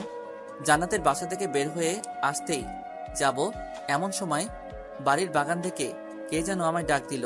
চারপাশে তাকিয়ে দেখি রাসেল ভাই কি যেন করছেন আর আমায় ইশারায় ওনার কাছে ডাকছেন। আল্লাহ, উনি আমায় ডাকছেন কেন? গতকাল জান্নাত আমার নামে রাসেল ভাইকে কিছু বলেনি তো? কথাগুলো ভাবছি আর ভয়ে ভয়ে সামনের দিকে এগোচ্ছি। জি ভাইয়া, আমায় ডাকছেন? জান্নাতের পড়া কেমন চলছে? জি ভালোই। আর জান্নাত পড়ায় অনেক ভালো, একবার কিছু বুঝিয়ে দিলে সেটা সহজেই বুঝে ফেলে। একটু পাম দিচ্ছি আর কি। শুনেন স্যার, আমার বোনটাকে কখনো ধমকাবেন না। সে যাই করুক না কেন, ছোট থেকে মা হারিয়ে বড় হয়েছে আমার বোনটা। আজ পর্যন্ত কখনো ওর মায়ের অভাব বুঝতে দেয়নি। আশা করি আপনি এমন কিছু করবেন না যাতে আপনার প্রতি আমার... না না ভাইয়া, আপনি চিন্তা করবেন না, আমি কখনো জান্নাতকে ধমকাবো না। আপনি যেভাবে বলছেন আমি তাকে সেভাবেই পড়াই। কথাগুলো বলে উপরের দিকে তাকাতেই দেখি জান্নাত ওর বারান্দায় দাঁড়িয়ে আছে। আমি ওর দিকে তাকিয়েছি, এটা দেখে সে উপর থেকে আমায় একটা ফ্লাইং কিস করলো। কি মেরে ভাই, নিচে তার ভাই দাঁড়িয়ে আছে, অথচ সে এইসবে না তাকিয়ে ছিছি। স্যার, আপনি কিছু ভাবছেন? হ্যাঁ, না মানে কিছু না। আমি তাহলে বাসায় যাই? ওকে, যান। আর ওইখানে দাঁড়িয়ে না থেকে ওদের বাসা থেকে বেরিয়ে সোজা আমাদের বাসায় চলে আসলাম। রাতের খাবার খেয়ে শুয়ে আছি, এমন সময় ফোনে জান্নাতের কল আসলো। প্রথমবার রিং হতে হতে কেটে গেল, দ্বিতীয়বার ফোন আসলে ইচ্ছে করে কেটে দেই, কারণ এই মেয়ের সাথে কথা বলার কোনো ইচ্ছেই নেই আমার। এইভাবে কয়েকবার কল কেটে দেওয়ার পর কিছুক্ষণ পর জান্নাতের নাম্বার থেকে ফোনে একটা মেসেজ আসলো। মেসেজটা ছিল এরকম: শেষবারের মতো কল দিব, যদি না ধরেন তাহলে কাল ভার্সিটিতে আসার আগেই হসপিটালের বেডে শুতে হবে। জান্নাতের এরকম মেসেজ দেখে একটু ভয় পেলাম, যেমন মেয়ে বলা যায় না, সত্যি সত্যি কিছু করে ফেলতে পারে। আবার ওর নাম্বার থেকে কল আসলো, এবার সাথে সাথে রিসিভ করলাম। এখন কল ধরলেন কেন? কিসের জন্য কল দিয়েছো বলো? প্রেম করার জন্য গো। দেখো, ঢং করবা না, যা বলা তাড়াতাড়ি বলে ফেলো। আমি ঘুমাবো, কাল আবার ভার্সিটি আছে। আমি ঢং করি তাই না? ওকে যান, কিছু বললাম না, আপনি ঘুমান। তবে তার আগে আমায় একটা ইয়ে দেন। এসব ইয়েটিয়ে আমি বুঝি না, যা বলার ভালো করে বলো। ওকে, একটা পাপ্পি দেন। পারবো না, ফোন রাখো বলছি। রাগ দেখিয়ে লাভ হবে না, আপনি ভালো করেই জানেন আমার উপর রাগারাগি করেছেন। এটা ভাইয়া জানতে পারলে আপনার সাথে কি কি হতে পারে। সো কোনো কথা না বলে যেটা চেয়েছি সেটা দিয়ে দেন। রাগারাগির কারণটা যদি তোমার ভাইয়া জানতে পারে তাহলে উনি আমায় কিছু করবেন না। করবেন, অনেক কিছু করবেন, কারণ রাগারাগির বিষয়টা আমি অন্যভাবে নিয়ে যাব, মানে ভাইয়াকে একটু মিথ্যা বলবো আর কি। প্লিজ ফোনটা রাখো, আমি ঘুমাবো। যেটা চেয়েছি সেটা দিয়ে দেন, আমি ফোন রেখে দিব। এছাড়া আর কোনো লাভ হবে না। বুঝেছি, এই মেয়ে পিছু ছাড়বে না, তাই বাধ্য হয়ে কোনো রকমে ইনিয়ে বিনিয়ে ইয়েটা দিতে হলো আর কি। লুচ্চা ভাইবেন না আবার আমাকে, চিপাই পইরা দিছি, ইচ্ছে করে তো আর দেই নাই। তারপর জান্নাত ফোনটা কেটে দিল, আর আমিও শান্তিতে বিছানায় গাটা এলিয়ে দিয়ে শুয়ে পড়লাম। পরের দিন ভার্সিটিতে এসে ক্লাসে বসে সবাইকে ক্লাস করাচ্ছি। ভুল করে একবার জান্নাতের দিকে তাকাতেই সে আমায় চোখ টিপ মেরে মিটমিট করে হাসতে লাগলো। লজ্জায় আর ওর দিকে তাকালাম না।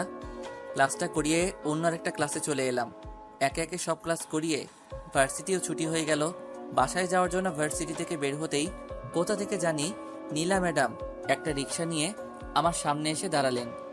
বাসায় যাচ্ছেন মনে হয়, আসেন আমার সাথে, আপনাকে আপনার বাসায় নামিয়ে দিয়ে যাই। না থাক, আমি হেঁটে যেতে পারবো, আপনি চলে যান। তা বললে তো হবে না। আমি আপনাকে একা রেখে চলে যাব কিভাবে? আসেন আমার সাথে বলছি। বলেই আমার হাত ধরে টেনে রিক্সায় উঠিয়ে নিলেন। কিছু বলতে গিয়েও পারলাম না, যদি উনি আবার মাইন্ড করেন। এদিকে উনি বারবার আমার দিকে হেলে দুলে পড়ছেন, আর আমি ততই চেপে বসার চেষ্টা করছি। কিছুক্ষণ পর, চাচা রিক্সা থামান। কেন, কি হয়েছে?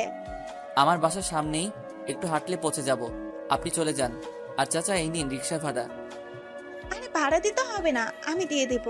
না, আপনি মেয়ে মানুষ হয়ে একজন পুরুষের ভাড়া দিবেন, এটা কেমন দেখায়? একটা মুচকি হাসি দিয়ে চলে গেলেন। আমিও আর দাঁড়িয়ে না থেকে সোজা বাসায় চলে আসলাম। বাসায় এসে হাত মুখ ধুয়ে দুপুরের খাবার খেয়ে নিলাম। সন্ধ্যাবেলা জান্নাতকে পড়ানোর জন্য ওর বাসায় চলে এলাম। জান্নাতের রুমের দরজা খুলে ভিতরে ঢুকে দেখি জান্নাত রুমে নেই, হয়তো ওয়াশরুমে আছে। এটা ভেবে আমি রুমের ভিতরে ঢুকে পড়লাম। সাথে সাথে রুমের দরজা ঠাস করে বন্ধ হয়ে গেল। পিছনে তাকাতেই কে যেন আমার হাত টেনে ধরে দরজার সাথে চেপে ধরলো। সে আর কেউ না, জান্নাত। এই কি করছো? ছাড়ো আমায়। কেন এখন ছাড়বো কেন? অন্যদের সাথে তো ভালোই ঘেঁষাঘেঁষি করতে পারেন। মানে আমি আবার কি করলাম? এখন সাধু সাজা হচ্ছে, তাই না? আরে কি আবল তাবল বকছো? আমি করেছিটা কি সেটা তো বলবা নাকি? কেন, গতকাল যে নীলা ম্যাডামের সাথে এক রিকশায় বাসায় গেলেন মনে নেই? খুব মজা হয়েছিল গতকাল, তাই না? এই রে, জান্নাত এসব জানলো কি করে? তাহলে কি নীলা ম্যাডামের রিক্সায় ওঠার সময় জান্নাত আমাকে দেখে ফেলেছিল? না মানে আসলে আমি তো... হ্যাঁ, এখন এটাই তো বলবেন যে আমি ইচ্ছে করে রিকশায় উঠিনি, উনি জোর করে আমায় তুলেছেন, তাই তো? তার মানে তুমি সব দেখেছো, আর আমার কি দোষ বলো? উনি তো আমায়... চুপ করেন, লজ্জা করে না নিজের বয়সে বড় মেয়েদের সাথে লুতুপুতু করতে? তুমি কিন্তু বেশি করে ফেলছো। ছাত্রী হয়ে স্যারকে ধমক দিচ্ছ, আর আমি ওনার সাথে লুতুপুতু কেন করব? হ্যাঁ, 100 বার ধমক দিব, কি করবেন আপনি? হ্যাঁ, আর আপনাকে আমার ভালো করে চেনা আছে। শোনেন, আগেও একবার মাফ করেছি, বাট এখন কোনো মাফ নেই। আমার কথা যেহেতু অমান্য করেছেন, তাহলে এর শাস্তি আপনাকে পেতেই হবে। এই আমি তোমার এমন কি ক্ষতি করেছি সব সময় আমার পিছনে পড়ে থাকো? আমি কি ওনার সাথে ইচ্ছাকৃতভাবে কখনো কথা বলেছি বলো? এত কিছুর উত্তর আমি দিতে পারবো না। এখন আপনাকে আমার কথা অমান্য করার জন্য শাস্তি পেতে হবে। কি শাস্তি? বেশি কিছু না, শুধু আমায় একবার জড়িয়ে ধরবেন আর 5 মিনিট কিস করবেন। কি পাগল নাকি তুমি? হ্যাঁ, স্যারকে এইসব কিভাবে? ছি ছি, আমার বলতেও লজ্জা করছে।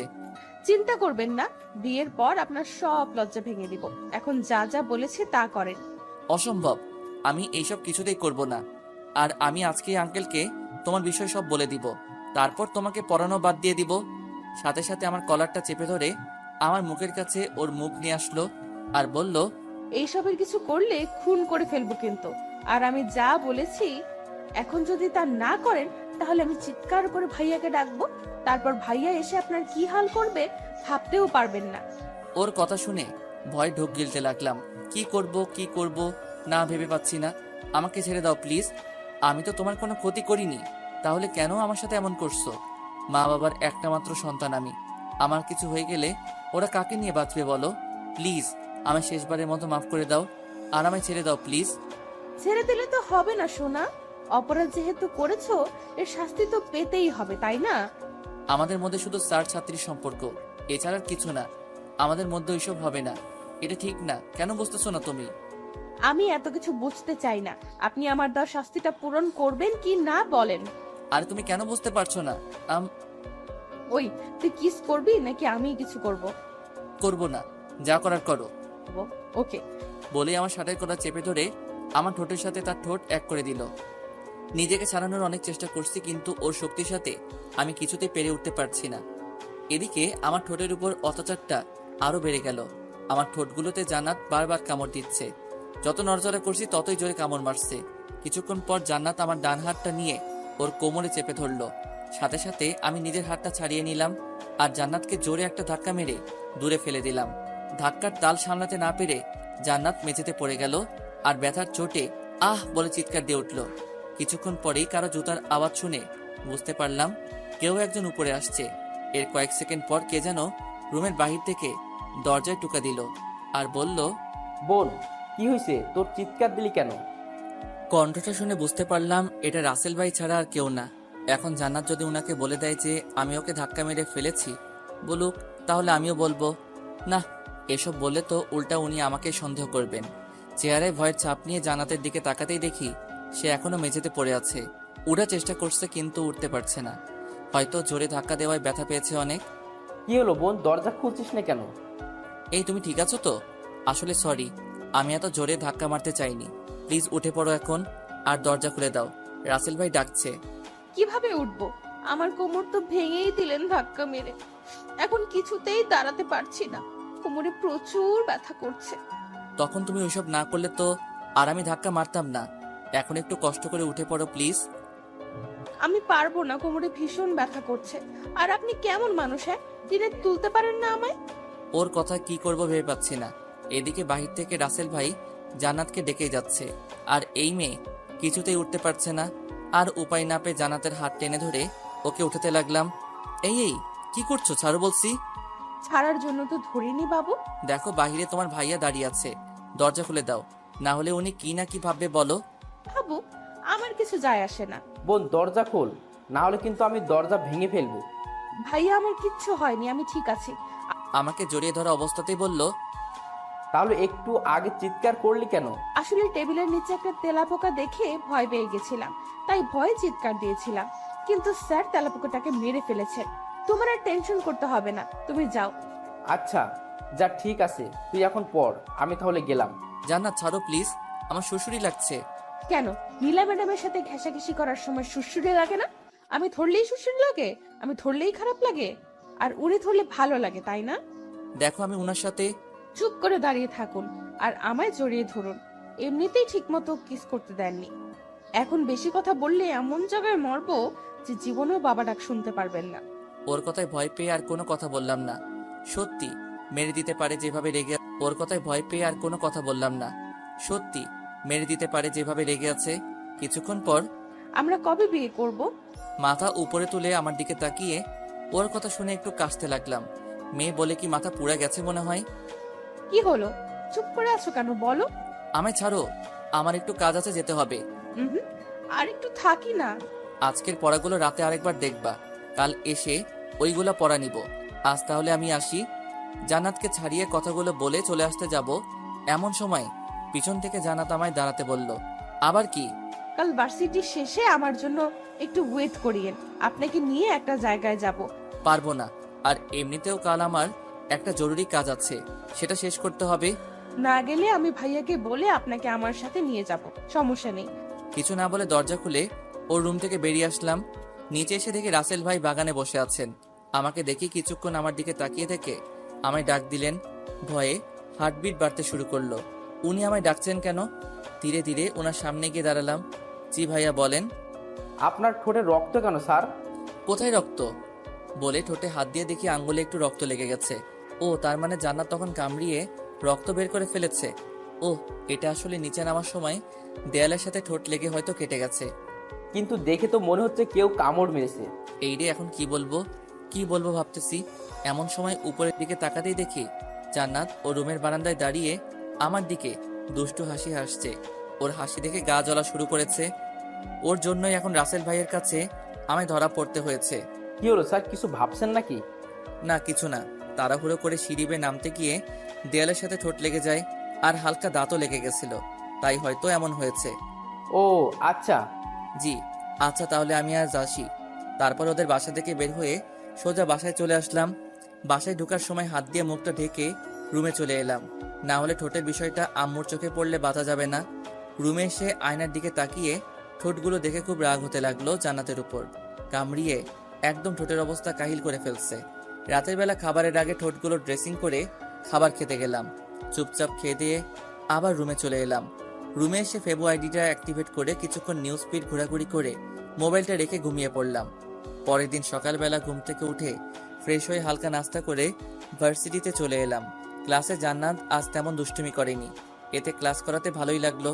এইভাবে একে একে প্রত্যেকটা ক্লাস করিয়ে শেষ হলে ভার্সিটি ছুটি হয়ে গেল। ভার্সিটি গেট দিয়ে বের হতে যাব, এমন সময় পিছন থেকে যেন বলল, স্যার একটু দাঁড়ান। পিছনে ফিরে দেখি সে আর কেউ না, জান্নাত। কখন থেকে ডাকছি, শুনতে পান না? কেন ডাকছো? বলেছিলাম না আপনাকে নিয়ে এক জায়গায় যাব, চলেন যাওয়া যাক। আমিও গতকাল বলে দিয়েছিলাম যে আমি পারবো না, আমার একটা জরুরি কাজ আছে। ওকে দাঁড়ান, ভাইয়াকে ফোন করে আসতে বলি, উনি এসে আপনাকে যাওয়ার জন্য রাজি করাবে। প্লিজ একটু বোঝার চেষ্টা করো। আপনি আমার সাথে যাবেন নাকি আমি ভাইয়াকে ফোন করে আসতে বলবো? ওকে চলো, তবে আমি বেশিক্ষণ তোমার সাথে থাকতে পারবো না। দেখা যাবে। বলে একটা রিক্সা ডেকে নিজে উঠে আমাকে উঠতে বলল। আমি তোমার সাথে এক রিক্সায় যেতে পারবো না। উঠবেন নাকি ভাইয়াকে? আরে উঠছি তো, খালি ভাইয়া ভাইয়া করো কেন? এই শপিং মলে চলেন তো। শপিং মলে কেন?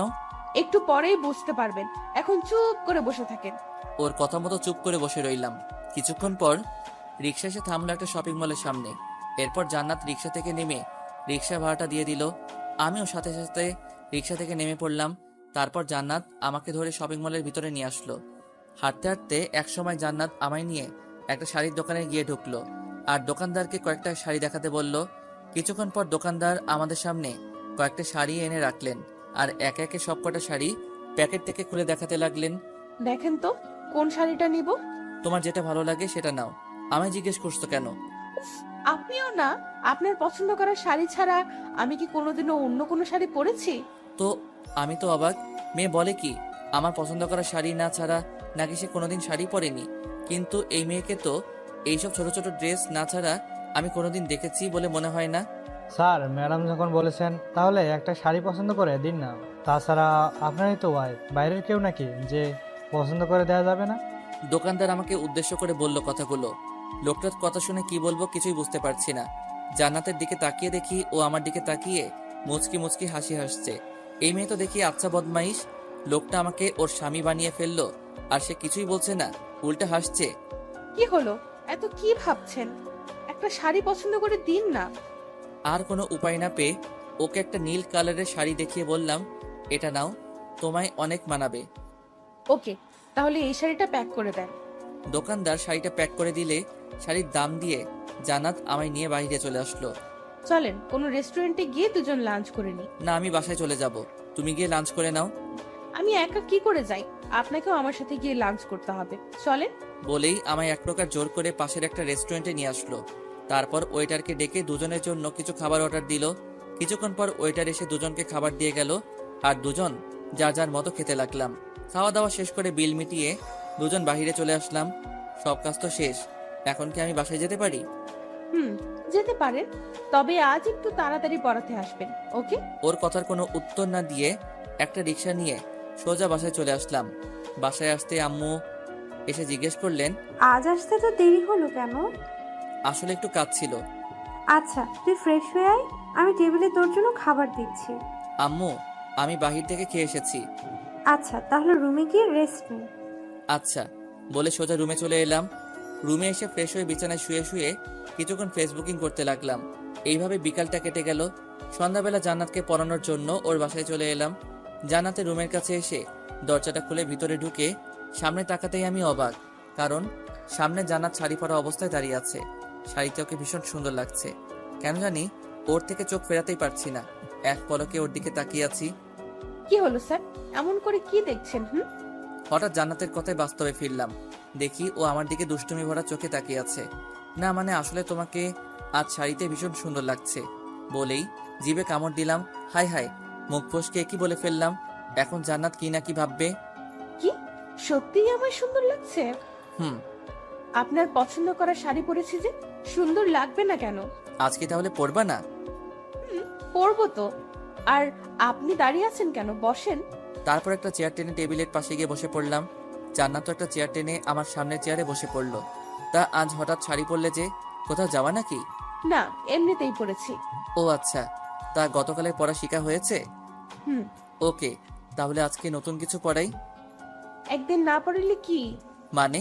মানে আজকে পড়বো না। পড়বা না যখন তাহলে আগে বললেই তো হতো, আমি আর আসতাম না। ওকে, তাহলে আমি চলে যাই। না, আপনি কোথাও যেতে পারবেন না। তাহলে কি করব? বসা থেকে উঠে এসেই আমার কোলে বসে পড়লো আর বলল, কেন আমার সাথে আজ গল্প করবে? এটা কেমন অসভ্যতা? গল্প করবে যখন তাহলে আমার কোলে বসেছো কেন? কেন, আর কোথাও বসার জায়গা আছে নাকি? কেন, বসার জন্য চেয়ার নেই? চেয়ারে গিয়ে বসো আর আমার কোল থেকে নামো। নামবো না। কি করবেন আপনি? দেখো, তুমি কিন্তু বেশি বাড়াবাড়ি করে ফেলছো। কোথায় বাড়াবাড়ি করলাম? কোল থেকে নামো বলছি। কেন, আমায় আপনার ভালো লাগে না? দেখো, তুমি আমার ছাত্রী, আমি কখনো তোমায় ওই নজরে দেখিনি। তো কি হয়েছে, এখন থেকে দেখবেন। বলেই আমার ডান হাতটা নিয়ে ওর কোমরের মধ্যে চেপে ধরলো। এবার রাগটা আর ধরে রাখতে পারলাম না। জান্নাতকে কোল থেকে উঠিয়ে ওর গালে ঠাস করে একটা চর মেরে দিলাম। চর খেয়ে জান্নাত গালে হাত দিয়ে আমার দিকে ছলো ছলো চোখে তাকিয়ে রইল। হয়তো আমার থেকে সে এটা আশা করেনি, কিন্তু ওর কাজকর্মের জন্য এটা ওর প্রাপ্যই ছিল। আপনি আমায় মারলেন?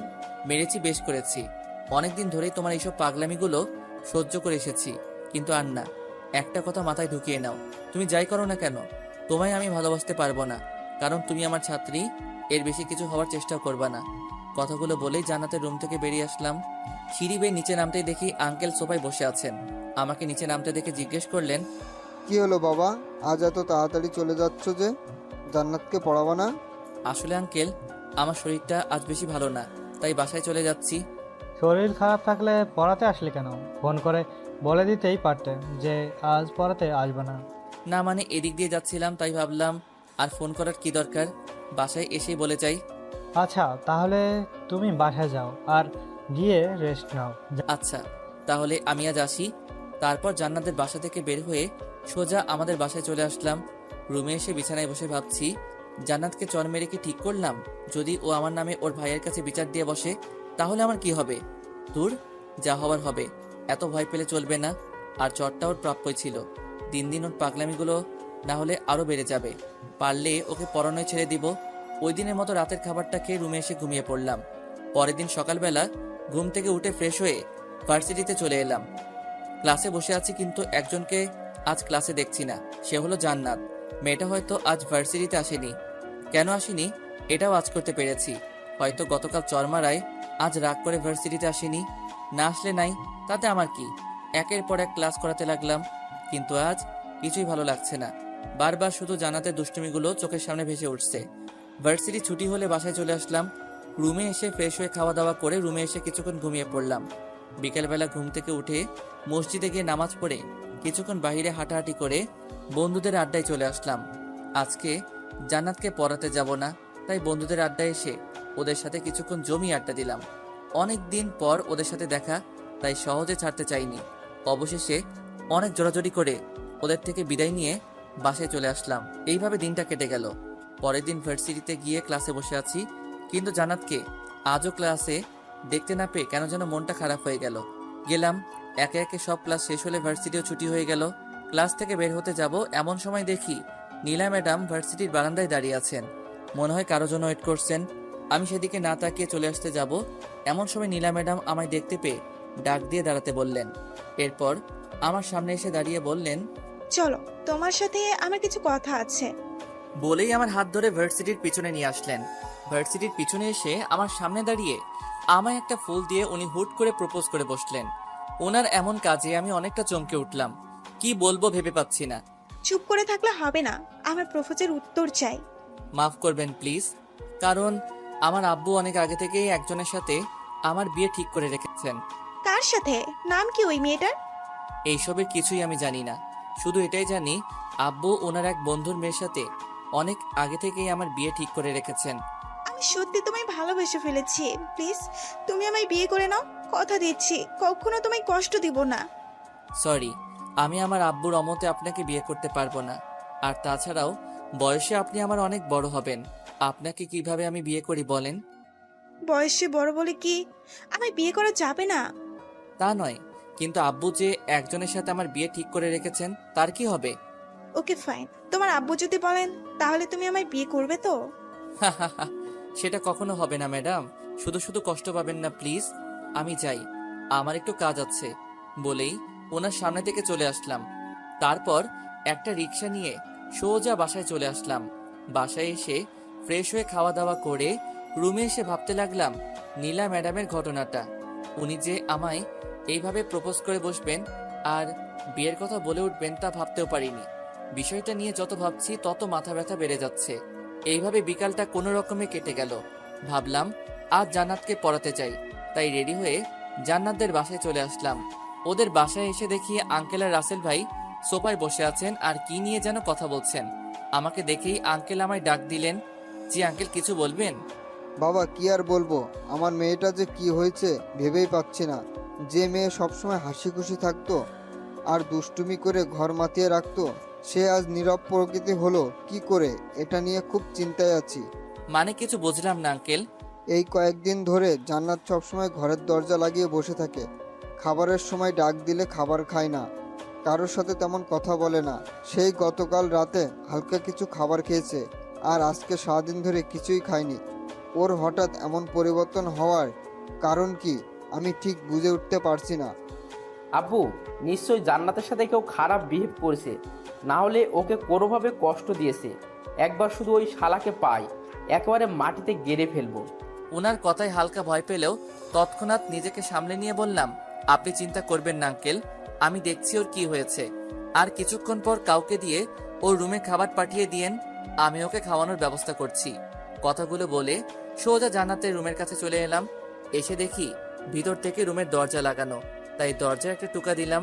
কোনো রেসপন্স না পেয়ে আবার জোরে একটা টুকা দিলাম। কতবার বলবো আমি খাবো না, তারপরও কেন বারবার এসে বিরক্ত করছো? জান্নাত দরজা খুলো, আমি তোমার স্যার। কেন এসেছেন আপনি? চলে যান এখান থেকে। ওকে চলে যাব, তার আগে একবার দরজা খুলো, তোমার সাথে আমার কিছু কথা আছে। খুলবো না, আর আপনার সাথে আমি কোনো কথা বলতে চাই না। প্লিজ চলে যান এখান থেকে। ওকে, তাহলে আমি গেলাম নীলা ম্যাডামের কাছে। জানো, উনি আজ আমায় ভার্সিটিতে প্রপোজ করেছেন। ভাবছি ওনার প্রপোজালটা অ্যাকসেপ্ট করে নিব। কথাগুলো বলে জান্নাতের রুমের সামনে দাঁড়িয়ে রইলাম। কিছুক্ষণ পর জান্নাত দরজা খুলে দেখলো আমি ওর সামনেই দাঁড়িয়ে আছি। কিছু না বলে বিছানায় গিয়ে শুয়ে পড়লো। আমিও ভিতরে ঢুকে ওর বিছানার পাশে একটা চেয়ার টেনে বসে পড়লাম। সরি, আসলে ওই দিন তোমায় ইচ্ছা করে চড় মারতে চাইনি, রাগের মাথায় চড়টা মেরে ফেলেছিলাম। এখনো রেগে আছো আমার উপর? আচ্ছা, এই দেখো আমি কান ধরলাম, আর কখনো তোমায় মারবো না, প্রমিস। আরে বাবা, সরি বললাম তো। আর তুমি নাকি সকাল থেকে কিছুই খাও নাই, এটা কি সত্যি? কেন খাও নাই? আমার ইচ্ছা, আমি খাবো না, তাতে আপনার কি? ঠিকই তো, তুমি না খেলে আমার কি। ওকে, তাহলে আমি আর থেকে কি করব, চলে যাই নাকি? শোয়া থেকে উঠে আমার দিকে তাকালো আর বলল, আমায় কষ্ট দিতে আপনার ভালো লাগে তাই না? ওর চেহারা দেখে যেন ওকে চিনতেই পারছি না। এই 2 দিনে মেয়েটা এত শুকিয়ে গেছে, কি আর বলবো। আর চোখের নিচে হালকা কালিও জমে গেছে, আর চোখ দুটো লাল হয়ে আছে।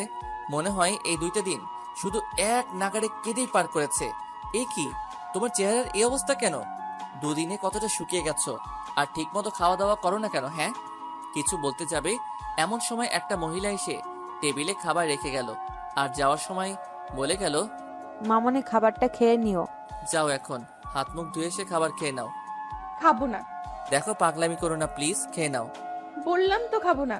বুঝেছি, এখন আমায় কি করতে হবে। বসা থেকে উঠে ওয়াশরুমে গিয়ে হাতটা ধুয়ে আবার ওর পাশে এসে বসে পড়লাম, আর প্লেট থেকে এক লোকমা খাবার নিয়ে ওর মুখের সামনে ধরে বললাম, হা করো, আমি তোমায় খাইয়ে দিচ্ছি। আমার খিদে নেই। চুপ, আর একটা কথা বলবা না। খেতে বলছি না, হা করো। ধমক শুনে ভয়ে ভয়ে হা করে ফেললো। আমিও ওকে এই সুযোগে খাবার খাইতে দিতে লাগলাম। একদম বাচ্চাদের মতো মুখ ফুলিয়ে খাচ্ছে, দেখে মনেই হবে না যে এই মেয়ে ভার্সিটিতে পড়ে।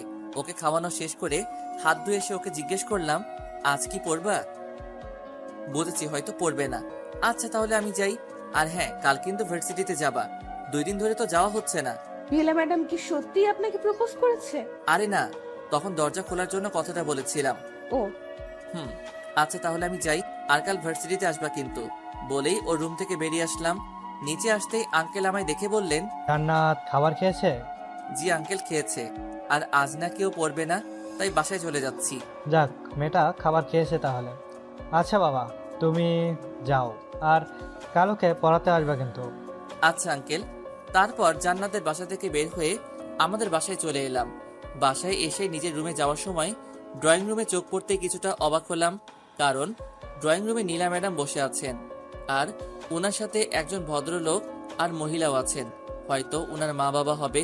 ওদের সাথে আব্বু বসে আছেন আর কি যেন কথা বলছেন। আমি ড্রয়িং রুমে ঢুকতেই নীলা ম্যাডাম আর ওনার সাথে আসা মহিলা আর লোকটা উঠে চলে যেতে লাগলেন। যাওয়ার সময় নীলা ম্যাডাম আমার দিকে তাকিয়ে মন মরা একটা হাসি দিয়ে চলে গেলেন। কিছু বুঝতে না পেরে আমি আব্বুর দিকে প্রশ্নবোধক দৃষ্টিতে তাকিয়ে জিজ্ঞেস করলাম, ওরা এইখানে কেন এসেছিল? মেয়েটা নাকি তোমায় ভালোবাসে, তাই ওর মা বাবাকে সাথে নিয়ে এসেছি তোমার সাথে ওর বিয়ে দেওয়ার জন্য। তুমি ওদের কি বলেছো? তুমি তো জানোই যে আমি আমার এক বন্ধুর মেয়ের সাথে অনেক আগে থেকেই তোমার বিয়ে ঠিক করে রেখেছি। ওদেরকে বুঝিয়ে বলেছি বিষয়টা, ওরাও বুঝে গেছে, তাই আর কোনো কথা বলিনি। তা তোমার এই বন্ধুটা কে আব্বু? কখনো তো দেখলাম না ওনাকে। সময় হলে দেখতে পারবা, এখন তোমার রুমে যাও। আর কিছু না বলে সোজা নিজের রুমে চলে এলাম। আব্বুর সব বন্ধুকে আমি কম বেশি চিনি, কিন্তু আমার জানা মতে ওদের কোনো মেয়ে নেই যার বিয়ের বয়স হয়েছে। তাহলে ওনার ওই বন্ধুটা কে হতে পারে? ওই দিনের মতো রাতের খাবারটা খেয়ে রুমে এসে ঘুমিয়ে পড়লাম। পরের দিন সকালবেলা ঘুম থেকে উঠে ভার্সিটিতে চলে এলাম। ক্লাসে দেখি আজ জান্নাতও ক্লাসে উপস্থিত আছে। ওকে দেখে খুব খুশি হলাম, জানি না কেন। ক্লাস করানোর সময় জান্নাত চুপ করে মনোযোগ সহকারে ক্লাস করছিল। জান্নাতের এমন পরিবর্তন দেখে খুব ভালো লাগলো। কিছুক্ষণ পর বেল বেজে উঠলে সবাইকে কিছু পড়া দিয়ে অন্য ক্লাসে চলে গেলাম। এইভাবে দিনটা কেটে গেল। ভার্সিটি থেকে বাসায় এসে খেয়ে দিয়ে রুমে এসে কিছুক্ষণ রেস্ট নিলাম। দেখতে দেখতে বিকাল হয়ে আসলো, তাই জান্নাতকে পড়ানোর জন্য ওদের বাসায় চলে আসলাম। জান্নাতের রুমে এসে দেখি ও একটা বই নিয়ে টেবিলে বসে বসে পড়ছে। যাকে কোনোদিন ঠিকমতো পড়তে দেখলাম না, সেই আজ এত মনোযোগ দিয়ে পড়ছে। অবাক না হয়ে আর পারা গেল না। তারপর ওর কাছে গিয়ে জিজ্ঞেস করলাম, কি করছো? ক্লাসের পড়াটা ঠিক বুঝতে পারছি না, সেটাই দেখছি। কই কোনটা বোঝো নাই, দেখাও তো। এই যে এইটা। তারপর ওকে ওই পড়াটা বুঝিয়ে দিলাম, কিন্তু আশ্চর্যের ব্যাপার, ওকে বোঝাতে আজ এত কষ্ট লাগে কি কারণ? ও একেবারে বুঝে ফেলেছে। ওর এমন পরিবর্তনে আমি অবাকের উপর অবাক হচ্ছি। ওই দিনের মতো জান্নাতকে পড়িয়ে বাসায় চলে আসলাম।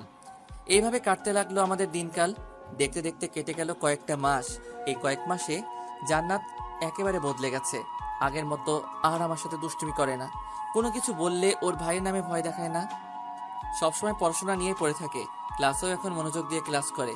জান্নাতের এমন পরিবর্তনে আমি অনেকটা খুশি হয়েছি, কিন্তু ওর দুষ্টুমিগুলো এখন খুব মিস করছি। হয়তো আমিও এই কয় মাসে ওর মায়ায় পড়ে গেছি। আর হ্যাঁ, আরেকটা কথা, এর মধ্যে জান্নাতের প্রথম বর্ষের পরীক্ষাও হয়ে গেছে। আর জান্নাত ক্লাসের মধ্যে প্রথম স্থান অর্জন করেছে।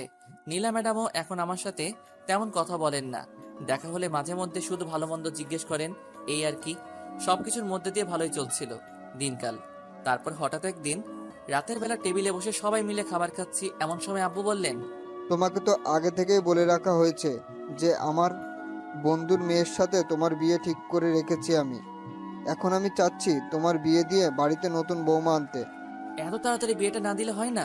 আর তাছাড়া তোমার মা সারাদিন একা একা বাড়িতে কত কাজ করে, একজন মানুষের দ্বারাই একা এত কাজ কিভাবে সম্ভব ভেবে দেখছো কোনোদিন? আর তাছাড়া আজ তুমি ভার্সিটিতে থাকাকালীন আমি বাসায় এসে দেখি তোমার আম্মুর শরীরটা বেশি ভালো না। শেষে ডাক্তার আনিয়ে জানতে পারলাম তোমার আম্মু প্রেশার লো হয়ে পড়েছিল। ডাক্তার কিছু ওষুধ লিখে দিয়েছে আর বলে গেছে বেশি কাজ না করতে। এখন এই পরিস্থিতিতে কি করা যায় তুমিই বলো? তাহলে একটা কাজের মেয়ে রেখে দিলেই তো হয়, সারাদিন আম্মুর সাথে কাজ করবে। আর কাজের মেয়ে রাখা গেলে অনেক আগেই রেখে দিতাম, কিন্তু বাইরের মানুষ কি কখনো এই বাড়িকে নিজের মতো করে দেখবে? তাই আমি চাচ্ছি তোমার বিয়ে দিয়ে বাড়িতে নতুন বৌমা আনতে। তাহলে তোমার আম্মুর কাজের কষ্টটা একটু কম হবে। কিন্তু কোনো কিন্তু টিন্তু শুনতে চাচ্ছি না। আমি যার সাথে তোমার বিয়ে ঠিক করে রেখেছি তাকেই তোমার বিয়ে করতে হবে। অন্য কাউকে বিয়ে করার কথা বললে আমরা তাকে মেনে নিব না। কিন্তু যার সাথে আমার বিয়ে হবে সে কে? তাকে তো কখনো দেখিনি, এমনকি চিনিও না। একজনের ব্যাপারে না জেনে শুনে তাকে বিয়ে করে ফেলবো? মেয়ে অনেক ভালো আর ভদ্র, আমার তাকে দেখা আছে। তোমাকে আর আলাদা করে দেখতে হবে না। তারপরে যদি তুমি কিন্তু আমার মুখের উপর কথা বলা শুরু করে দিয়েছো। সরি। আর মেয়েটা ছোট থেকে মা হারা, তাই আমরা চাচ্ছি তোমার সাথে ওকে বিয়ে দিয়ে একেবারে আমাদের কাছে রেখে দিই। ওকে, তোমার যেটা ভালো মনে হয়। এখন খাও, আর কিছুদিনের মধ্যেই তোমাদের বিয়ের কাজ শেষ করে ফেলবো। আর কিছু না বলে খাওয়া শেষ করে নিজের রুমে চলে আসলাম। সত্যি বলতে এই কয়দিনে জান্নাতের প্রতি আমিও একটু দুর্বল হয়ে পড়েছি, তাই বিয়ের কথা বলায় তখন আব্বুর কথায় রাজি হতে পারিনি। কিন্তু জান্নাত তো আমার ছাত্রী, ওর সাথে আমার কিভাবে? না, এইসব আর ভেবে লাভ নেই, যা হবার হবে। পরের দিন সকালবেলা ঘুম থেকে উঠে ফ্রেশ হয়ে নাস্তা করে নিলাম, তারপর রেডি হয়ে ভার্সিটিতে চলে এলাম। জান্নাতকে আজ ভীষণ খুশি খুশি লাগছে, জানি না কেন। এমনকি মেয়েটা ক্লাসেও সারাক্ষণ খুশি খুশি ভাব নিয়েছিল। আবার পরিবর্তন ঘটলো নাকি ওর? ভার্সিটি শেষে ওই দিনের মতো বাসায় চলে আসলাম। বাসায় এসে ফ্রেশ হয়ে খাওয়া দাওয়া করে রুমে এসে কিছুক্ষণ ঘুমিয়ে পড়লাম। সন্ধ্যাবেলা ঘুম থেকে উঠে হাত মুখ ধুয়ে জান্নাতকে পড়ানোর জন্য ওর বাসায় চলে এলাম। জান্নাতের রুমে এসে দেখি জান্নাত কি যেন ভাবছে আর একা একা হাসছে। মেয়েটা পাগল হলো না তো? ধ্যান ভেঙে সামনে তাকিয়ে আমায় দেখতে পেয়ে বসা থেকে উঠে দাঁড়ালো। দাঁড়িয়েছেন কেন, বসেন। কিছু না বলে একটা চেয়ার টেনে বসে পড়লাম। জান্নাত একটা চেয়ার টেনে আমার সামনাসামনি বসে পড়লো। আচ্ছা জান্নাত, একটা কথা বলি। জি বলেন। আজ তোমায় এত খুশি খুশি লাগছে কেন? আজ কি কোনো বিশেষ দিন যার জন্য তুমি এত খুশি? আজ আমি অনেক খুশি, তবে আজ কোনো বিশেষ দিন নয়। খুব শীঘ্রই সেই বিশেষ দিনটা আসতে চলেছে। সেই বিশেষ দিনটা কি জানতে পারি? না, এখন বলা যাবে না। ওকে থাক, বলতে হবে না। এখন বই বের করো। তারপর জান্নাতকে কিছুক্ষণ পড়িয়ে ছুটি দিয়ে দিলাম। জান্নাতের বাসা থেকে বের হয়ে আসতে যাব, এমন সময় ড্রয়িং রুম থেকে আঙ্কেল আমায় ডাক দিলেন। আমিও চুপচাপ ওনার সামনে গিয়ে দাঁড়ালাম। জি আঙ্কেল, কিছু বলবেন? এই নাও তোমার এই মাসের টাকা। কাল থেকে তুমি আর জান্নাতকে পড়াতে আসবে না। আমি কি ঠিক মতো পড়াতে পারি না আঙ্কেল, যার জন্য আপনি আমায় বিদায় করে দিচ্ছেন? আরে সেরকম কিছুই না, আসলে জান্নাতের বিয়ে ঠিক হয়ে গেছে, তাই তোমাকে তোমার বেতনটা দিয়ে দিলাম। বিয়ের পর তো আর তাকে অন্য মানুষের কাছে প্রাইভেট পড়ানো যাবে না। আঙ্কেলের মুখ থেকে জান্নাতের বিয়ের কথা শুনে আমি যেন আকাশ থেকে পড়লাম। আবার খুব কষ্ট হচ্ছে জান্নাতের বিয়ের কথা শুনে। হয়তো জান্নাতকে চিরতরে হারিয়ে ফেলবো, তাই। বিয়েটা কবে হচ্ছে আঙ্কেল? সপ্তাহের মধ্যেই বিয়ের তারিখ নির্ধারিত করা হবে। বিয়ের কার্ড এখনো ছাপানো হয়নি, তবে ছাপিয়ে তোমার বাসায় অবশ্যই বিয়ের কার্ড পাঠানো হবে। তোমাকে কিন্তু বিয়েতে অবশ্যই আসতে হবে। জি আঙ্কেল, অবশ্যই আসবো। আজ তাহলে আমি আসি, ভালো থাকবেন। আসসালামু আলাইকুম। কথাগুলো বলেই জান্নাতের বাসা থেকে বেরিয়ে আসলাম। রাস্তা দিয়ে হাঁটছি আর জান্নাতের দুষ্টুমিগুলোর স্মৃতি মনে করছি। হয়তো আর কোনোদিন জান্নাতের সাথে দেখা হবে না, এমনকি ওর দুষ্টুমিগুলোও আর দেখতে পাবো না। খুব মিস করবো জান্নাতকে আর ওর দুষ্টুমি মাখা দিনগুলোকে। ভাবতে ভাবতে চোখের কোণায় কখন যে পানির ফোঁটা চলে এসেছে খেয়ালই নেই। ওই দিন রাস্তায় রাস্তায় ঘুরে বেড়াতে লাগলাম। বাসায় এলাম একদম শেষ রাত্রে। এসেই আম্মুর বকা শুনতে হলো, কিন্তু সেই দিকে আমার কোনো ধ্যান নেই। শুধু জান্নাতকে নিয়ে ভেবে চলেছি আমি। ওই দিন রাতের খাবার না খেয়ে ঘুমিয়ে পড়লাম। আম্মু অনেকবার জিজ্ঞেস করেছিল কি হয়েছে আমার। আমিও বলে দিয়েছি শরীরটা বেশি ভালো না, তাই খাবো না। এইভাবে কেটে গেল আরো কিছুদিন। জান্নাত এখন সবসময় হাসি খুশি থাকে। একবার ভেবেছিলাম ওকে নিজের মনের কথাটা বলে দিব, কিন্তু তার হাসি খুশি চেহারাটা দেখে তাকে আর কষ্ট দিতে মন চায়নি। ওই দিন রাতে খাবার শেষে আব্বু আমায় ডেকে বললেন 2 সপ্তাহ পর নাকি আমার বিয়ে। আম্মুর কথা ভেবে আর আব্বুর মুখের উপর কিছু বলতে না পেরে আমিও বাধ্য হয়ে বিয়েতে রাজি হয়ে গেলাম। 1 সপ্তাহ পর ভার্সিটি শেষে বাসায় ফিরছিলাম। এমন সময় একটা পার্কের ভিতর চোখ পড়তেই চোখ আটকে গেল। দেখলাম জান্নাত একটা ছেলের হাত ধরে পার্কে ঘুরে বেড়াচ্ছে। হঠাৎ জান্নাতের চোখ পড়ল আমার দিকে, ছেলেটাকে নিয়ে আমার দিকে আসছে। আমি এই দৃশ্য দেখে আর ওইখানে দাঁড়ালাম না, চলে আসতে যাব। এমন সময় পিছন থেকে কে যেন বলল, স্যার একটু দাঁড়ান। দাঁড়িয়ে গেলাম আর পিছনে ফিরে দেখি সে আর কেউ না, জান্নাত। জান্নাত আমার কাছে এসে বলতে লাগলো, কি হলো স্যার, আমায় দেখে পালাচ্ছিলেন কেন? তোকে কই, তোমায় দেখে পালাচ্ছি। আর তুমি যে এইখানে আমি দেখিনি। একদম মিথ্যা বলবেন না, আমি দেখেছি আপনি অনেকক্ষণ ধরে এখানে দাঁড়িয়ে থেকে আমায় দেখছিলেন। না, আসলে তুমি ভুল দেখেছো। আমি তো এইমাত্র এদিক দিয়ে যাচ্ছিলাম, এমন সময় তুমি আমায় ডাক দিয়ে দাঁড়াতে বললে। হতেও পারে। তা এদিক দিয়ে কোথায় যাচ্ছেন? এই তো বাসায় যাচ্ছি। তা তুমি এখানে কি করছো? আর তোমার সাথে এই ছেলেটা কে? অনেকদিন ধরে কোথাও ঘোরা হচ্ছে না, তাই একটু ঘুরতে আসলাম আর কি। আর ওর সাথে আপনার পরিচয় করিয়ে দেই, এ হচ্ছে আমার হবু বর। আর সানি, এ হচ্ছে আমার প্রাইভেট টিচার। আগে উনিই আমায় প্রাইভেট পড়াতেন। ও, অনেক মানিয়েছে তোমরা দুজনকে। কথাটা হাসি মুখে বললেও কেন জানি মনে খুব আঘাত পেলাম। মনে হচ্ছে কেউ চুরি দিয়ে কলিজা কেটে নিয়ে যাচ্ছে। স্যার, 2 দিন পর আমার বিয়ে, আপনাকে কিন্তু বিয়েতে অবশ্যই আসতে হবে। আচ্ছা, আসবো। এখন তাহলে আমি যাই, বাসায় একটু কাজ আছে। আচ্ছা, তাহলে যান। তারপর ওইখান থেকে সোজা বাসায় চলে আসলাম। এসেই রুমে গিয়ে দরজা লাগিয়ে বিছানায় শুয়ে পড়লাম। জান্নাতকে আজ ওই ছেলেটার সাথে দেখে খুব কষ্ট লাগছে। কয়দিন পর জান্নাত অন্য কারো হয়ে যাবে হয়তো, আর তার সাথে তেমন কোনো কথা হবে না। কিছুক্ষণ পর আম্মু এসে খাওয়ার জন্য ডাকতে লাগলেন। কিছুই ভালো লাগছে না, তাই আম্মুকে বললাম আমি বাহির থেকে খেয়ে এসেছি, তোমরা খেয়ে নাও। ওই দিনের মতো রাতে হালকা কিছু খেয়ে ঘুমিয়ে পড়লাম। পরের দিন সকালবেলা ঘুম থেকে উঠে ভার্সিটিতে চলে এলাম। আজ জান্নাতকে ক্লাসে দেখতে পেলাম না, হয়তো ভার্সিটিতে আসেনি। 2 দিন পর তার বিয়ে, ভার্সিটিতে এসে কি বা করবে। ভার্সিটি শেষে দুপুরবেলা বাসায় আসলাম। বাসায় এসে ফ্রেশ হয়ে খেতে বসবো, এমন সময় হঠাৎ বাসার কলিং বেল বেজে উঠল। দরজা খুলে দেখি একটা কালো কোট পরা লোক দাঁড়িয়ে আছে। জি, কাকে চাই আপনার? এটা কি তামিম আহমেদের বাসা? ওনাকে একটু ডেকে দিন তো। জি, আমি তামিম আহমেদ, বলেন কি বলবেন? এই নিন স্যার, আপনার জন্য বিয়ের কার্ড পাঠিয়েছে। বিয়ের কার্ড? কার বিয়ে? আর আপনি বা কে? আমি আমজাদ সাহেবের লোক, আর এটা ওনার মেয়ে মানে জান্নাত ম্যাডামের বিয়ের কার্ড। আগামীকাল জান্নাত ম্যাডামের বিয়ে, আপনাকে স্যার আসতে বলেছেন। আচ্ছা, এখন তাহলে আমি আসি। জান্নাতের বিয়ের কার্ড? কথাটা শুনে কিছুক্ষণ চুপ করে দাঁড়িয়ে রইলাম। তাহলে বিয়েটা একেবারে ফাইনাল? আবারও খুব কষ্ট পেলাম জান্নাতের বিয়ের কথা শুনে, কিন্তু এখন আর কিছু করার নেই। সময় থাকতে সময়ের মূল্য দিলে আজ এমন দিন আসতো না। কে এসেছে রে? ভিতর থেকে আম্মু বললেন। কার্ডটা নিয়ে আম্মুর হাতে দিয়ে বললাম, আমি যে একটা ছাত্রী পড়াতাম, আগামীকাল তার বিয়ে। ছাত্রীর বাবা ওনার লোক পাঠিয়ে বিয়ের কার্ড দিয়ে গেলেন। ও ভালোই তো, তাহলে তোর বিয়েতেও তুই তোর ছাত্রীকে আর ওর বাবাকে ইনভাইট করিস? কিছু না, রুমের দিকে হাঁটা ধরলাম। কি রে, কোথায় যাচ্ছিস? খাবি না?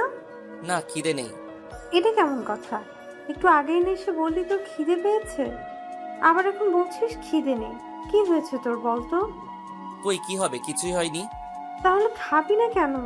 এখন ভালো লাগছে না, একটু পরে খাবো বলেই রুমে চলে এলাম। রুমে এসে বিছানায় শুয়ে পড়লাম আর ভাবতে লাগলাম জান্নাত তো আমায় ভালোবাসে, তাহলে ও কেন আমায় ছেড়ে অন্য কাউকে বিয়ে করছে? তাহলে কি ও আমার সাথে এতদিন মিথ্যে ভালোবাসার অভিনয় করেছে, নাকি ওই দিনের ঘটনার পর ওর মন থেকে আমায় মুছে ফেলার চেষ্টা করছে? এমনও হতে পারে আমার অবহেলা পেয়ে আমায় ভুলে যাওয়ার জন্য জান্নাত অন্য কাউকে বিয়ে করে নিচ্ছে। জান্নাতকে কি একবার আমার মনের কথাটা বলে দেখব? না না, 2 দিন পর ওর বিয়ে, আর এখন আমি ওকে এইসব বললে সারা জীবন জান্নাত আমায় ঘৃণার চোখে দেখবে। জান্নাতকে তো ওই ছেলেটার সাথে খুব হাসি খুশি দেখলাম, হয়তো জান্নাত ওই ছেলেটার সাথে খুব ভালো থাকবে। না, আমি আর ওদের মধ্যে গিয়ে বাধা হয়ে দাঁড়াতে চাই না। দোয়া করি জান্নাত ওই ছেলেটার সাথে সারা জীবন সুখী থাকুক। এইসব নানান বিষয় ভাবতে ভাবতে কখন যে চোখটা লেগে যায় খেয়ালই নেই। যখন ঘুম ভাঙলো তখন মোবাইলটা হাতে নিয়ে দেখি 6টা বেজে গেছে। তারপর উঠে হাত মুখ ধুয়ে বাইরে হাঁটতে বের হলাম মনকে ফ্রেশ করার জন্য। কিছুক্ষণ হাঁটাহাঁটি করার পর আবার বাসায় চলে আসলাম। রাতের খাবারকে রুমে এসে শুয়ে আছি, এমন সময় মোবাইলটা বেজে উঠলো। হাতে নিয়ে দেখি আঙ্কেল কল দিয়েছেন। কিছু না ভেবেই কলটা রিসিভ করলাম। আসসালামু আলাইকুম আঙ্কেল, কেমন আছেন? ওয়ালাইকুম আসসালাম। হ্যাঁ, ভালো আছি। কেমন আছো? আলহামদুলিল্লাহ, আমিও ভালো। তা হঠাৎ ফোন করলেন যে, কোনো সমস্যা হয়েছে নাকি আঙ্কেল? না, কিছু হয়নি। কাল তো জান্নাতের বিয়ে, তোমাকে বিয়ের কার্ডও পাঠাইছি। তুমি বিয়েতে আসবে তো? আঙ্কেল আসলে আমার কাল একটু কাজ আছে। আমি কোনো অজুহাত শোনার জন্য তোমায় ফোন করিনি। কাল তুমি ঠিক সময়ে বিয়েতে এসে উপস্থিত হবে, এটাই আমার শেষ কথা। এর উপরে আর কোনো কথা নেই। আচ্ছা আঙ্কেল, আমি আসবো। আচ্ছা, এখন তাহলে ফোন রাখলাম। বলেই কল কেটে দিলেন। আমি আর কিছু না ভেবে মোবাইলটা একপাশে রেখে ঘুমিয়ে পড়লাম। পরের দিন সকালবেলা ঘুম থেকে উঠে মার্কেটে গিয়ে জান্নাতের জন্য কিছু গিফট কিনে আবার বাসায় চলে আসলাম। আজ শুক্রবার, তাই ভার্সিটি অফ। তারপর রেডি হয়ে আম্মুকে বলে জান্নাতের বাড়িতে চলে আসলাম। আসলে আসার কোনো ইচ্ছে ছিল না, কিন্তু না আসলে আবার আঙ্কেল মন খারাপ করবে, তাই আসতে হলো। এসেই প্রথমে আঙ্কেলের সাথে দেখা করলাম। আমি এসেছি দেখে আঙ্কেল অনেক খুশি হয়েছেন। বাসাটা আজ খুব সুন্দর করে সাজানো হয়েছে, একমাত্র মেয়ের বিয়ে বলে কথা। কিন্তু আসার পর থেকে জান্নাতকে কোথাও দেখতে পেলাম না, হয়তো ও রুমেই আছে আর বিয়ের জন্য ওকে তৈরি করা হচ্ছে। কিছুক্ষণের মধ্যে বিয়ে বাড়ির সবাইকে খাওয়ানো শুরু করা হলো। সবাইকে খাওয়ানো শেষ করে বিয়ের কাজ শুরু হলো। এতক্ষণে বরও এসে পড়েছে, বরকে স্টেজে বসানো হয়েছে।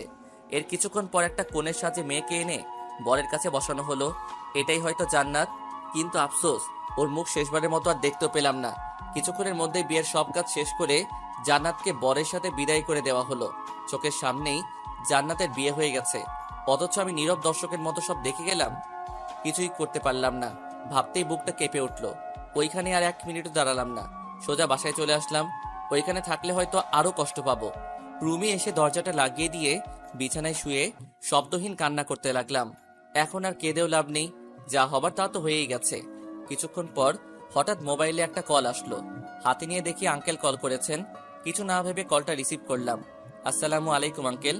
ওয়ালাইকুম আসসালাম। বাবা, তুমি এখন কোথায় আছো? এই তো বাসায়। কেন আঙ্কেল, কোনো সমস্যা হয়েছে নাকি? সে কি, তুমি বাসায় চলে গেলে অথচ আমায় একবারও জানিয়ে গেলে না? আসলে আঙ্কেল, মাথা ব্যথার কারণে বাসায় চলে এসেছি, তাই আপনাকে বলে আসতে ভুলেই গেছিলাম। প্লিজ কিছু মনে করবেন না আঙ্কেল। ও, এই ব্যাপার, তাহলে ঠিক আছে। আচ্ছা, এখন তাহলে রাখি। ফোন কেটে দেওয়ার পর মোবাইলটা একপাশে রেখে ঘুমিয়ে পড়লাম। দেখতে দেখতে কেটে গেল আরো 1 সপ্তাহ। আজকে আমার বিয়ে। সকাল থেকে বাড়িতে আত্মীয় স্বজনদের ভিড় লেগে আছে। বন্ধুরা অনেক আগে এসে পড়েছে, আর এসেই বাড়ির টুকটাক কাজে লেগে পড়েছে। বাড়িটাও আজ সুন্দর করে সাজানো হয়েছে। দুপুরবেলা রুমে বসে আছি, এমন সময় আম্মু এসে বললেন গোসল করে রেডি হয়ে এই শেরওয়ানিটা পরে নিতে। আমিও বাধ্য ছেলের মতো ওয়াশরুমে গিয়ে গোসল করে বাহিরে এসে শেরওয়ানিটা পরে রেডি হয়ে নিলাম। কিছুক্ষণ পর বন্ধুরা রুমে এসে আমায় নিয়ে বাহিরে এসে একটা বিয়ের গাড়িতে বসিয়ে দিল। সাথে আমার কয়েকজন বন্ধুও আমার সাথে গাড়িতে উঠে বসলো। কিছুক্ষণ পর গাড়ি এসে একটা বিশাল বড় হোটেলের সামনে থামলো। এরপর বন্ধুরা আমায় নিয়ে সেই হোটেলের ভিতরে চলে এলো। কিছুক্ষণ পর বিয়েতে আসা লোকদেরকে খাওয়ানো শুরু করা হলো। একে একে সবাই খেয়ে চলে যেতে লাগলো। আর এদিকে ভার্সিটির কয়েকজন স্যার ম্যাডামরা আমায় এসে বিয়ের শুভেচ্ছা জানাতে লাগলো। ভার্সিটির সব স্যার ম্যাডামদের আমি বিয়েতে ইনভাইট করেছি। বিয়েতে আসা লোকদেরকে খাওয়ানো শেষ হলে বিয়ের কাজ শুরু করা হলো। কাজী এসে আমায় কবুল বলতে বললেন, সাথে একটা পেপারে সাইন করতে বললেন। আমিও ওনার কথা মতো 3 বার কবুল বলে পেপারটাই সাইন করে দিলাম। তারপর কাজী চলে গেলেন কনের কাছে।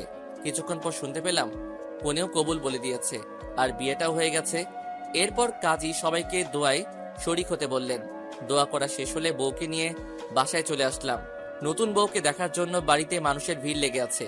একে একে সবাই এসে নতুন বউকে দেখে যেতে লাগলো। আর আমার বন্ধুরা আমায় নিয়ে ছাদে চলে আসলো। ছাদে এসে বন্ধুরা আড্ডায় মেতে উঠলো, আর আড্ডার ফাঁকে মাঝে মধ্যে আমায় নিয়ে হাসাহাসি করছে। বাসরাত কিভাবে কাটাবি, কি কি করবি, ইত্যাদি ইত্যাদি। ওদের এসব কথায় আমি কিছু না বলে চুপ করে আছি। দেখতে দেখতে চারদিকে অন্ধকার ঘনিয়ে আসলো। সন্ধ্যা পেরিয়ে এখন রাত 11টা বাজে। বন্ধুরা সবাই আড্ডা দিচ্ছে আর আমি চুপ করে ওদের কথাবার্তা শুনে যাচ্ছি। হঠাৎ ছাদে কারো আসার আওয়াজ পেয়ে দরজার দিকে তাকিয়ে দেখি আম্মু এসেছেন, আর এসেই আমার কাছে চলে আসলেন। অনেক রাত হয়েছে, এবার রুমে যা। বৌমা সে কখন থেকে রুমে একা একা বসে আছে। তুমি যাও, আমি আসছি। তোমরা ওকে নিয়ে আসো তো বাবারা। দোস্ত চল তোকে ভাবির কাছে দিয়ে আসি। লাগবে না, আমি একাই যেতে পারবো। আরে আমাদের সাথে আয়, তোকে আমরা একা কিভাবে ছাড়ি? এরপর সব বন্ধু মিলে আমায় ধরাধরি করে এনে নিচে নিয়ে আসলো, আর এসেই আমার রুমে ঢুকিয়ে দিল। ভিতরে ঢুকে দরজাটা লাগিয়ে দিয়ে বিছানার দিকে চোখ পড়তেই দেখি নতুন বউ বিছানায় হাঁটু গেড়ে বসে আছে। ধীরে ধীরে বিছানার কাছে এসে দাঁড়াতেই মেয়েটা বিছানা থেকে উঠে এসে আমার পা ধরে সালাম করতে যাবে, তখনই আমি আমার পাটা সরিয়ে নিয়ে বললাম, এইসব করার কোনো প্রয়োজন নেই, আর আপনাকে মেনে নিতে আমার একটু সময় লাগবে। সো প্লিজ আমার উপর স্ত্রীর অধিকার কাটাতে আসবেন না। কেন, আমি ছাড়া আপনার আরেকটা বউ আছে নাকি?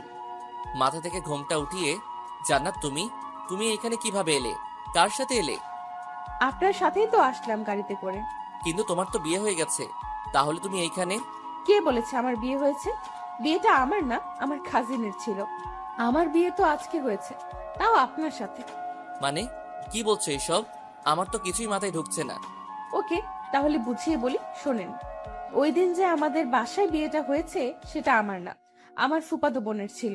আর একদিন পার্কে আমার সাথে যে ছেলেটাকে দেখেছিলেন সে আমার এক কলেজ লাইফের ফ্রেন্ড ছিল। আর সানি আমার ফুফাতো বোনকে পাগলের মতো ভালোবাসতো, তাই আমি আমার ফুফাতো বোনের সাথে সানির সেটিং করিয়ে দেই। তারপর 2 পরিবার মিলে ওদের বিয়ে ঠিক করে, আর আমি আব্বুকে বলে ওদের বিয়েটা আমাদের বাসায় করানোর জন্য রিকোয়েস্ট করি, আর আব্বু আমার কথায় রাজি হয়ে যান। কিন্তু আঙ্কেল যে আমাকে তোমার বিয়ের কার্ড পাঠিয়ে দিলেন সেটা কি? আপনি ওই কার্ডটা খুলে দেখেছেন? না। দেখলে তো সব বুঝতে পারতেন, কিন্তু আপনি তো কার্ড